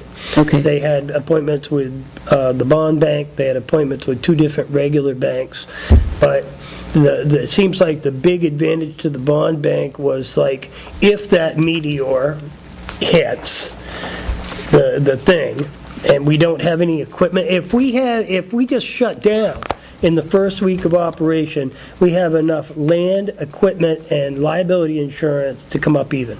No problem.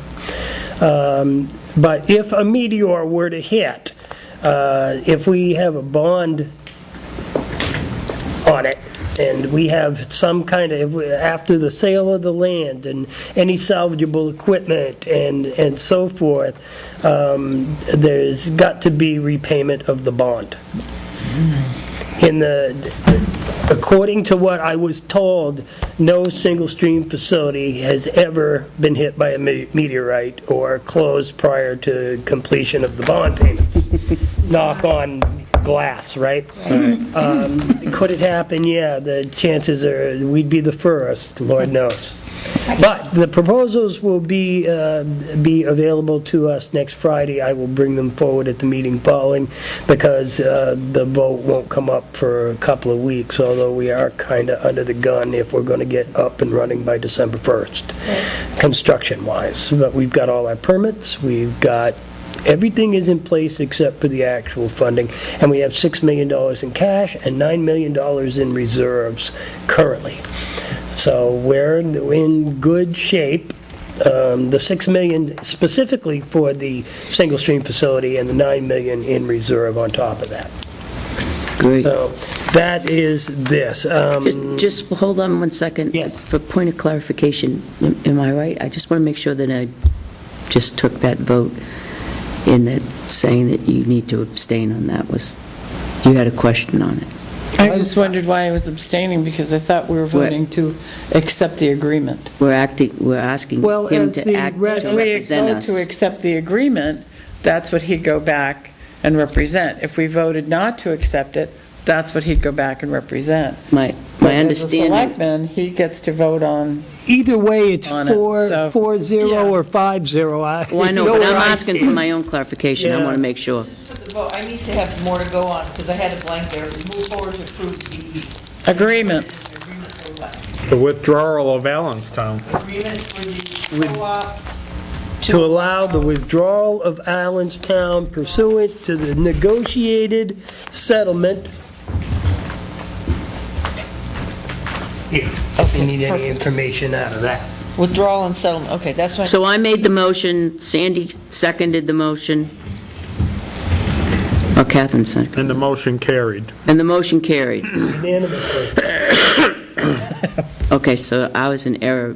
I understood that we were voting for Joe to represent us in voting yes, and it's actually, we're voting In actuality, we're voting to accept that agreement, which allows you to go back and do it. This package is the justification for why you should go with the agreement.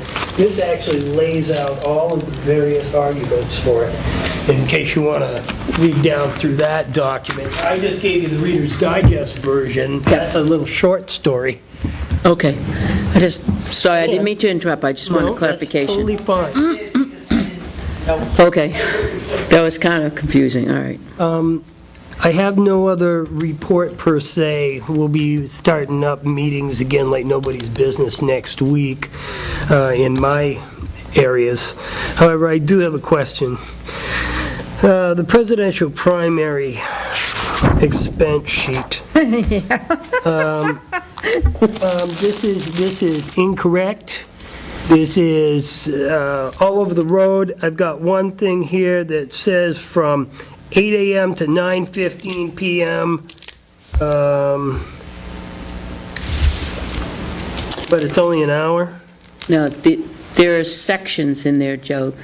I see that lunch was an hour. That Right. explains it. There, like if you took what Senator Sanders worked was 8 a.m. to 9:15 p.m. With an hour lunch. Right, Which exactly. equals, okay, I'm Right. good with that. Now, the other question I had was, how come there are things listed here under I should say the moderator, travel and whatever listed, and then removed? He went to a I believe he Yeah, but went to that. he removed it, and there are other, I did. Can I explain that? The only thing that sheet is doing is paying the moderator for his time because he's an elected official. The other items you'll see attached to accounts payables because... That's what she's doing now. that's where I was going next. Yeah. There is Yes. travel here, and then there's travel somewhere else. Yeah, that, I don't know if you brought up your accounts payable. If you have the accounts payable, which is right there, okay. That's where, I'm not signing this. until I That get has that. the hours in it. Okay, Right, so all that is just for the so moderator. you took it off of this one, put it on to the other one. Yes. Okay, all right, that answers my question. And that's all, folks. Right.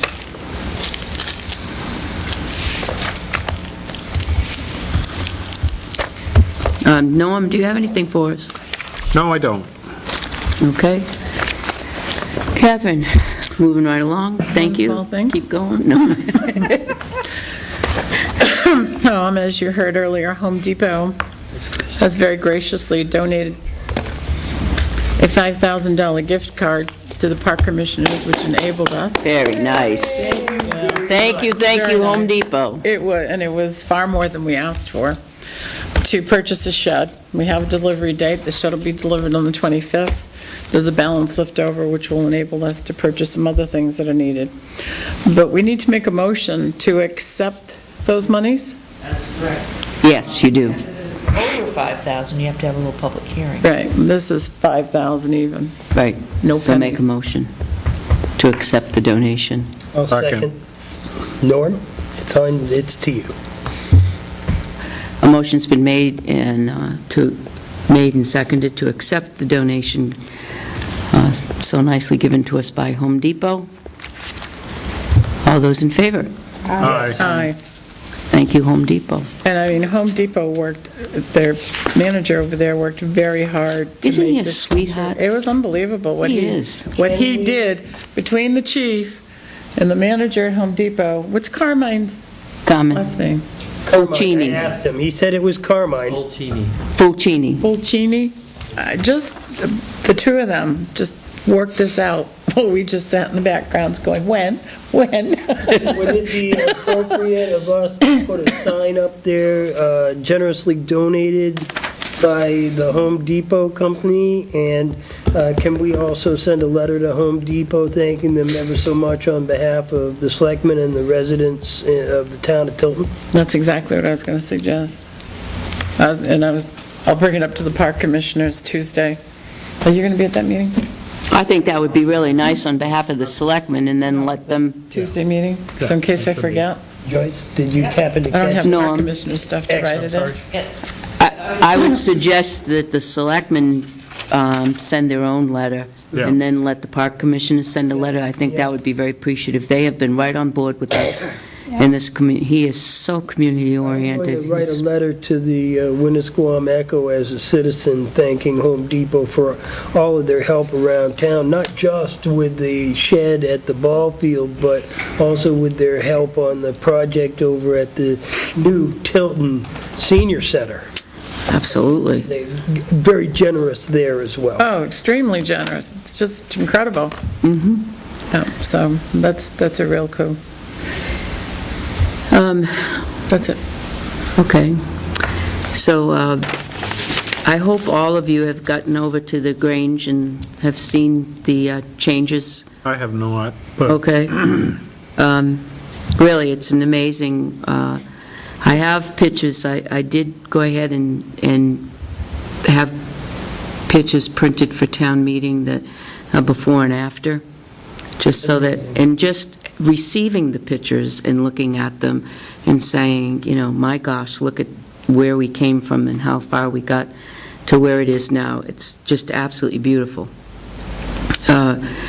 We have a few things there now. We're getting ready to try to open, of course.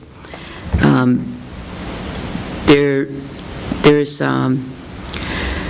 equipment, and there's antiques, there's a lot of things that are in the main hall, of course, that we haven't disturbed and done anything with because, we've, and also in the outbuilding, there's a lot of things in the kitchen, if you remember, that when it was just slats and horsehair, and that was it, and we took everything out of the kitchen and put it into the outbuilding, so, which is kind of a mess, but there are some things there that belong to other people, and we've kind of, I've identified most of it, but there's also items in the outbuilding that probably perhaps would not ever come back into the senior center, like an antique Coke cooler and a yoke and some miscellaneous tools. Yep, miscellaneous tools, miscellaneous It's random. old boxes and miscellaneous old doors. And we were talking and thought maybe that we could get permission to sell them and use that money to help equip our kitchen, our current kitchen, with the necessary pots, pans, and dishes that we need. We just got a huge donation of glassware, so we're set with that. But so I'm asking the board's permission to do that. The other thing is there's some items in the main hall too, that we could, but I'd have to identify which ones that everybody would want to be here or up here. I think one of the concerns is there's medical equipment there that is owned by the town of Tilton, and it takes up a good sparse corner. And we'd love to have our corners, for instance, a little reading corner, someplace where they can have a couple of chairs and sit and read, and that takes up quite a lot of space. Now, we can either bring it here, we can either box it up, or I don't know where you would want. I don't think there's any room here for it. So, Perhaps a representative display, maybe, and a donation to a museum. Some of that stuff is museum-quality stuff. Some of it's I don't junk. think we should be donating historical things from the town. I would, there are some things like the medical equipment. Right. Is there a market for it? It's not for sale, it's for a loan, right? No, that belongs to the town of Tilton. belongs to the town of Tilton. These are museum-type pieces. They're display pieces. They're not currently usable medical equipment. Oh, no, they're these not. are They're Frank, antiques. this is Oh, Frank I Robinson's misunderstood. first. Yeah. These But there are- is a these are market for 'em. antique Quite scary. Medical Yeah. devices But and Think, what have you. They should be displayed somewhere. Joyce, did you have something? I'm sorry, I just opened my email and to send Dennis a thing about the hatch, and I got a response from Mr. Hickey. Mr. whom? Vicky. Hickey. I'm sorry, it was just, we'll Wow. talk about it later. I didn't mean to react as I did. I'm just putting this out for the board, because I don't have, as the senior center, there's a couple of large cases with things in it, and some of that belongs to other people, and we've identified that. What we as a senior committee would love to do is make on stage, because we're not going to have seniors going up and down the stage, make that sort of like an artifact kind of area, but the larger pieces, like all that medical equipment corner, is things that we wouldn't be doing. You don't want the urinal up there? Maybe we can use it at the police department. It might give some of them a Oh, yeah, nightmare. we got a urinal down there. Well, it might behoove us to box it up for now and just put it in the basement, Yeah. in the dry part. Till we find a place to adequately display it, or some place that we can look to for that purpose. And I would say whatever Whatever's in the outbuildings. the check doesn't want to display there, we'll box it up and store it here. As far as how do you propose to dispose of the items in the outbuilding?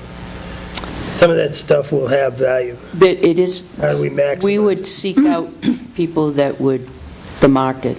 It actually is town record now. The town owns that. It's a town. The Right. town owns that stuff. So again, I think you'd have to take, it might be something you'd bring up at town meeting if you had a list of things you wanted to sell. Other business? But, I mean, I would Other feel businesses better not getting it binding. approved by the voters. of The town. voters. So have like a little warrant article or something.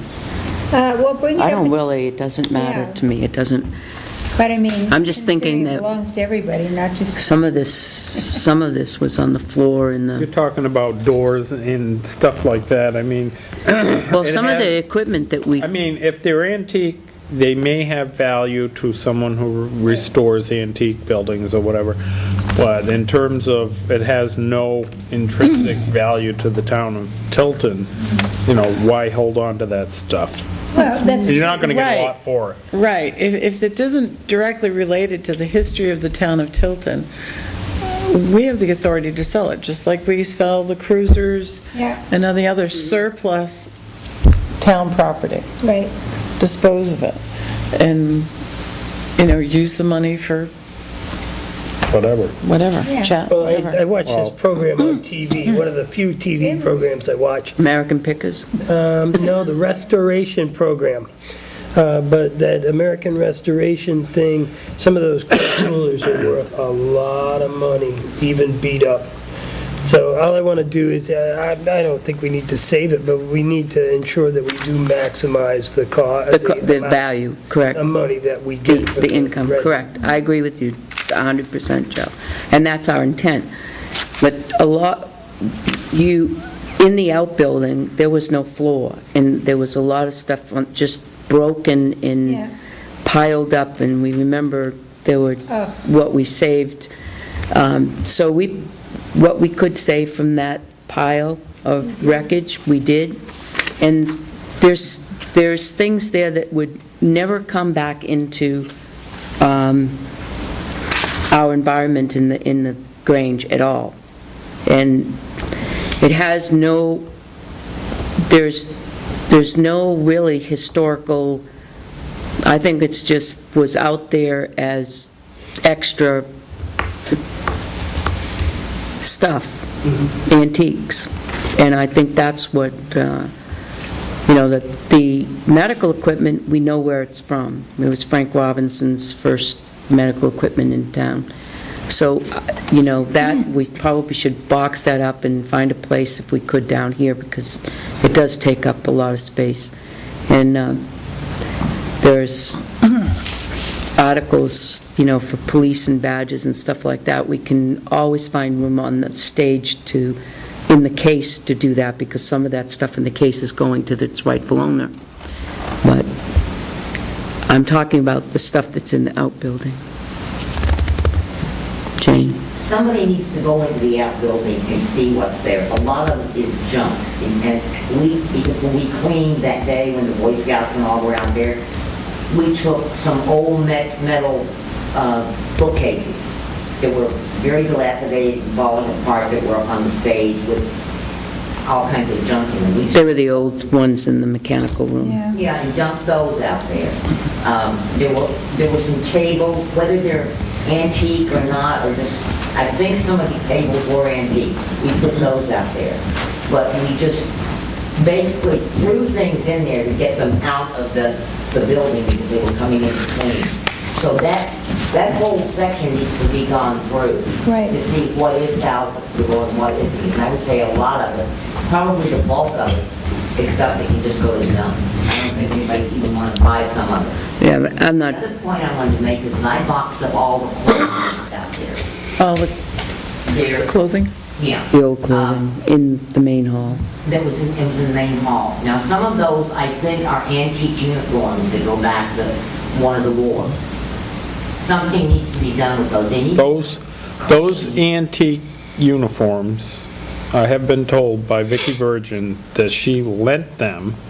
They were her husband's World War II uniforms. No, these are Older than that? older than that. There's This some stuff came Civil by War Bill stuff. Because Jocelyn. she claimed that there were things, and including dresses that she had made for Tilton Centennial that were, and she wanted that stuff back. Now, whether her sons want that stuff or not, I couldn't say. But she did want that stuff back. All of that stuff came by way of the sale from the Historical Society to the town of Tilton. But it was on loan to the Historical Society, it wasn't. Not according to Bill Jocelyn, but, I mean, nevertheless. It's a moot point as far as Yeah. Vicki getting her things back, but I mean, whether her sons are interested in it or not, I couldn't say. Well, regardless of where they go, they need to be cleaned, because they were hanging out there. They've been hanging out there forever. And some of them are faded from the sun. They're filthy, just from hanging there. They're gonna end up dry rotting if we don't, do something with them. And I would suggest that they get cleaned, and I don't know whether there's a preservative to be put on them, but that they be wrapped in some kind of tissue paper. I just folded them and put them in there, but a lot of the stuff, as I say, I think really go back to the Civil War. Some of that stuff does, for sure. I was looking at it when I But a was... lot of the stuff is from the Centennial. It's handmade dresses and bonnets. So, but something has to be done with those. Those are right now just in the hall. Oh, they're right. And they shouldn't be just shoved outside. someone needs to go through them again. That's all I want to say. Thank you, Madam Chairperson. Did I get a hint of sarcasm in that? No. No.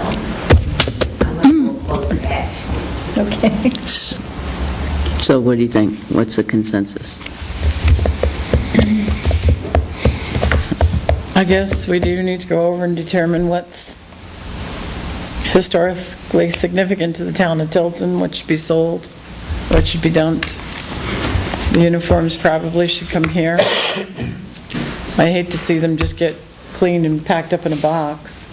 I mean, do we have mannequins we could put them up on the stage? Hey, it gets spooky enough around. I know. People standing up there. Can you imagine walking in and finding they've all moved? Is it snowing out? Yes. Yes, it is. That's probably what we should do, is organize a day of Go over and do it. go over and And then you look and inventory, and Then you can kind of, we could actually, like, bring a truck, I can bring my truck, and what we determine as throwaway, put it in the truck and town garage it. can we determine at that time from the outbuilding, what's in the outbuilding? Right. What, What do you think, Take a Scott? little inventory. Yeah. and- what you you're think? willing to let us depart? Okay, so, okay. All right.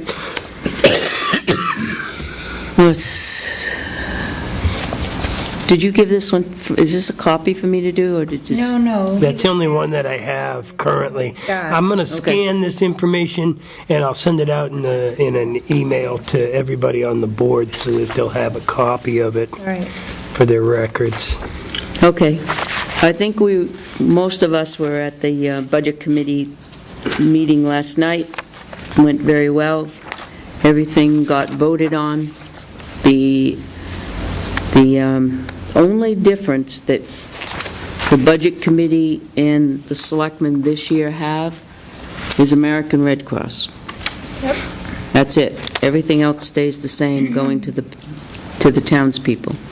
So we are a difference of $1,157, difference from what the Budget Committee's recommending and what we are recommending. Right. That's excellent, I think. Yes, Jane? I plan to bring up that difference at the next budget committee meeting. It's a public hearing now. Well, I guess you do still have time to do that, because, That's only their first public hearing, they have to have two, right? right, they have to have two, the February 8th is the other one. One of them was very vocal about not giving them any more money. And then I seen an action session, I was supposed that I bring it up, just I bring that in. Yeah, there was a time that they weren't very responsive to the town, and then I think it was pointed out to them. Yep, and they've been very, Yeah, they were, I was present when they were very responsive. so I think all in all, great job. Yep. Joyce, Tim, thank you. It's excellent. We all did a wonderful job on the budget this year. And Now thank you we to all the just- department heads. They, now we're running out with the 2011 bills. They're there now, signify that we're running really, really low in 2011 money, so some of the encumbrances that we have set aside, we may not be able to encumber that money, Right. because we might not have that money to encumber. Right. But we'll deal with that next week. Tim will have a better idea for us. Okay. Sandy? I just wanted to, I have a situation that I've been pondering on the best way to approach to take care of. And although you don't have to give me answers tonight, I would appreciate it if you give it some thought. And maybe next week then we can discuss it. I've become aware, I guess in part due to hard times, that there's a number of households in this town that are renting out space in their homes to other people. And on the surface, that doesn't seem like a bad thing. But unfortunately, these people, no one knows that they're there. And I'm getting together, I'm going to be working with Brad Ober to update and make some corrections along with Gus to our 911 system. There's some problems with that. But I'm trying to come up with a way, how do we deal with people that are renting out parts of their home to other people, especially when this is in areas where apartments are not permitted? And right now, it's like as a means for some people to get extra money. They're, partitioning off part of their homes and they've got other people in it. So they're making specific tenant areas. Yes. As and opposed to not- just sharing the rent with a roommate. Right. So, this, I feel like if nothing else, it needs to be investigated, and these people need to be found out, and they've got to have a different address, because if there were ever a fire in some of these homes, if nobody knows there's somebody else living there, and they're not capable. I know one place right now that has an individual that's in a wheelchair, and his spouse has a severe breathing problem and requires oxygen, and she does not move very fast. And they are living in the upstairs of somebody else's home. And no one knows they're there. If there were a fire in that home, neither one of these people could get out that quickly. They also have to abide by the housing codes. And, well, this is the other thing. So, I don't want to cause this elderly couple grief, and have them being forced to move, but at the same time, I worry about their safety. And their tenants, they're not extended family or Right, friend or... no, they're tenants. It's been rented out to them. Wow, I agree with you. It's a hard line to cross. You don't want to put them out of shelter, but you can't sit by and Well, allow my- them to live in a situation that's unsafe. Well, my biggest fear Tragedy struck. How do they get up and down the stairs if the guy is in a wheelchair? Mark goes up and downstairs. Yeah, I was going to say... Well, this guy maybe he can, maybe he can't, I guess. I don't know whether there is another way, or if, it's my understanding that he can get up and walk for short visits. Like, I happened to meet this gentleman, we went through radiation together, shared a time slot. And so he can, like when the car pulls up, he can get out of his chair, kind of like Mark is. He has a little bit of movement, but yet... And of course, his wife, although she walks, is very slow and very deliberate because of her breathing problems. So anyway, it's an issue, and I think, I know I was going to talk to Brad Ober about it. If we identify these places, they should at least have an address. Because like this place, if there were ever a fire, the people who own the property, they both work. So there'd be no one home during the day. And whether or not, if a fire department went there, whether they would be made aware that there were, this couple were also in the house, in a different section of the house. I'm a by-the-book guy, Me too. and we have ordinances, we have laws, we have rules here in Tilton concerning how these things have to operate. Right. In lieu of us giving specific, or somebody giving a specific exception or variance or Right. whatever, whichever board is responsible for that, then the rules are the rules. Oh, I know. You have to enforce them. Right. I hate to, and I hate to cause problems for somebody's world, but it is what it is. And these rules are in place for certain reasons. Oh, I understand that, but I also know that apparently in another house, Cindy came to me with a situation to where there is a couple renting from these people, and these people were told directly that they couldn't have mail coming to the house because they didn't want the town to know they were in there. I know that place.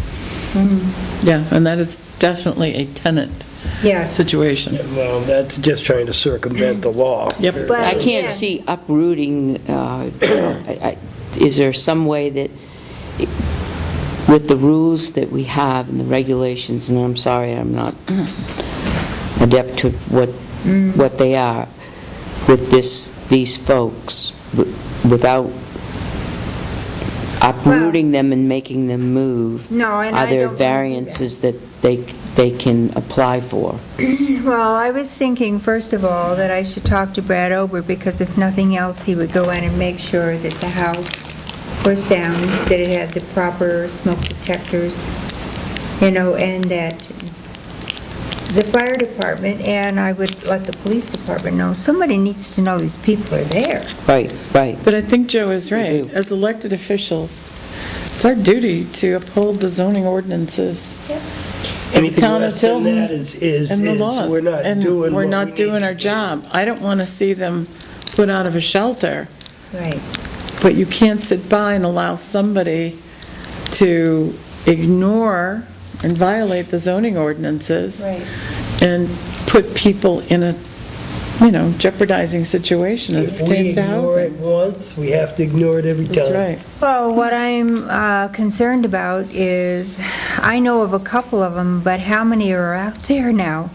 Significantly More than we're we going know to about. find. Yeah. But the ones that we are made aware of, we can't ignore. What if it's a case of somebody is renting out a couple of, a bedroom, a spare bedroom, and they take in a boarder, and they did no alteration to their house, and all they have is that room, they have to share kitchen and bathroom facilities, that's a whole nother situation, isn't it? I would say. It is, but at the same time, 911, I would think, needs to be aware of things like this. Why, it's one dwelling.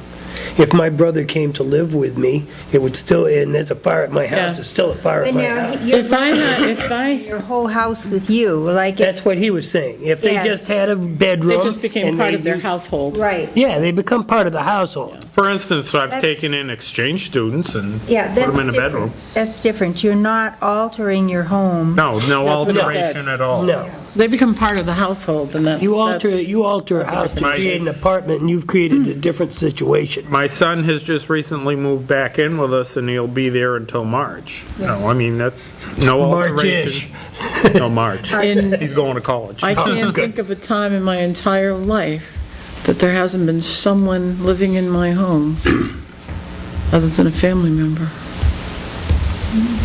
There's always been somebody part of the household. Right. Well, I think I'll start by talking to Brad, as far as what are the fire requirements, when you're renting out a place. The one I think could be made legal as far as what zoning will permit. What the condition of the inside of the house is, I don't know. I haven't been in there, so I don't know. I know that the people that I've gotten to know are looking for another place. They would like another place, because part of the area that they're in is rather cold. I mean, not where their bedrooms and stuff is. I'm talking about a hallway and stuff. 48A. Yeah. They would like a first floor someplace. Yeah. So, anyway, it's just, it's something that I'm tossing, I'm trying to mull over and come up with a good solution.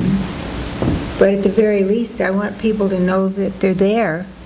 And if I find any others, it'll be the same way, so that people know they're there. Because if they get a fire especially.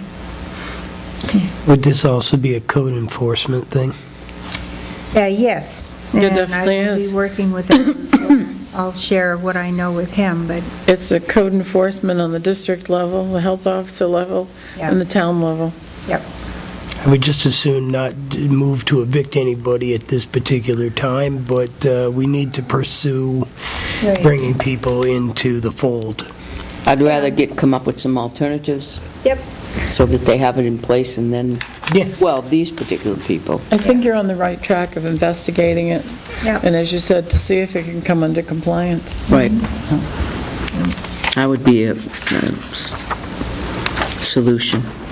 But in the meanwhile, I was going to let Brad Ober know about these particular people. Not that I'm trying to create problems, but if there were an issue in this house, at least the fire department would be aware that there are, And nowhere to go.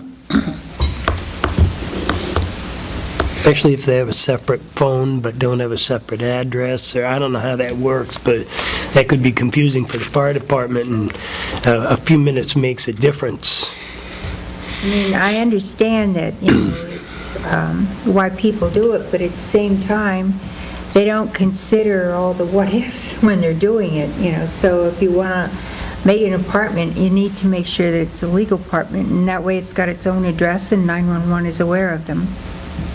So, Also, people who live in town but don't have an address, heaven forbid they should need services, they're not eligible, I don't think, are they? Oh, yes, they are. yeah. And even though they have no address, Oh, yeah. Well, they live somewhere, apparently. and the building has some kind of an address on it, whether it's specific to them. Even if they're not legal residents, we're obliged to extend town resources to anybody that walks in the door. Yes. The minute they step off the bus, they're ours. Yes. Hallelujah. Yeah. God bless America. Okay, that's all I got. Did you want to talk about our meeting today? Kind of premature. Publicly talk about it. All right. Do you want this map? It's a work in progress. We can, His I think today, it's something, because it's almost litigation, I mean, it's something we can talk about in non-public to let the other selectmen aware, but And considering that it's not a done deal, I would think it would be better to save it for non-public. yeah. okay, that wasn't there in the map he showed us. No, it Okay. wasn't. Is there any more business to come before us in a public session? I have a question on the payroll. Okay. I can No, do it it's non-public public. and talk about names, or I can do it non-public. Chief, I have an officer that was paid 8 hours for a day, but at the top it says off. I'm not sure if that off should be on a different day, where there were no hours generated.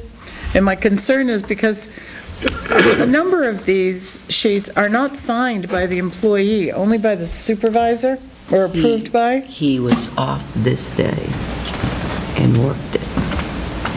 But wouldn't that have generated, instead of regular hours, wouldn't that have been, if that was the case, wouldn't that have been, In overtime. right, So it's 8 and 2.5 is 10.5. And then 4, he gets automatic 4 for court. So,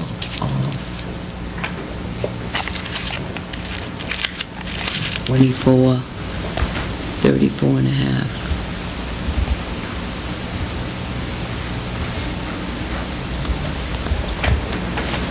$46 and a half. And this is the confusing one. If he was off the day and was called in, then that number should be down here, should it not?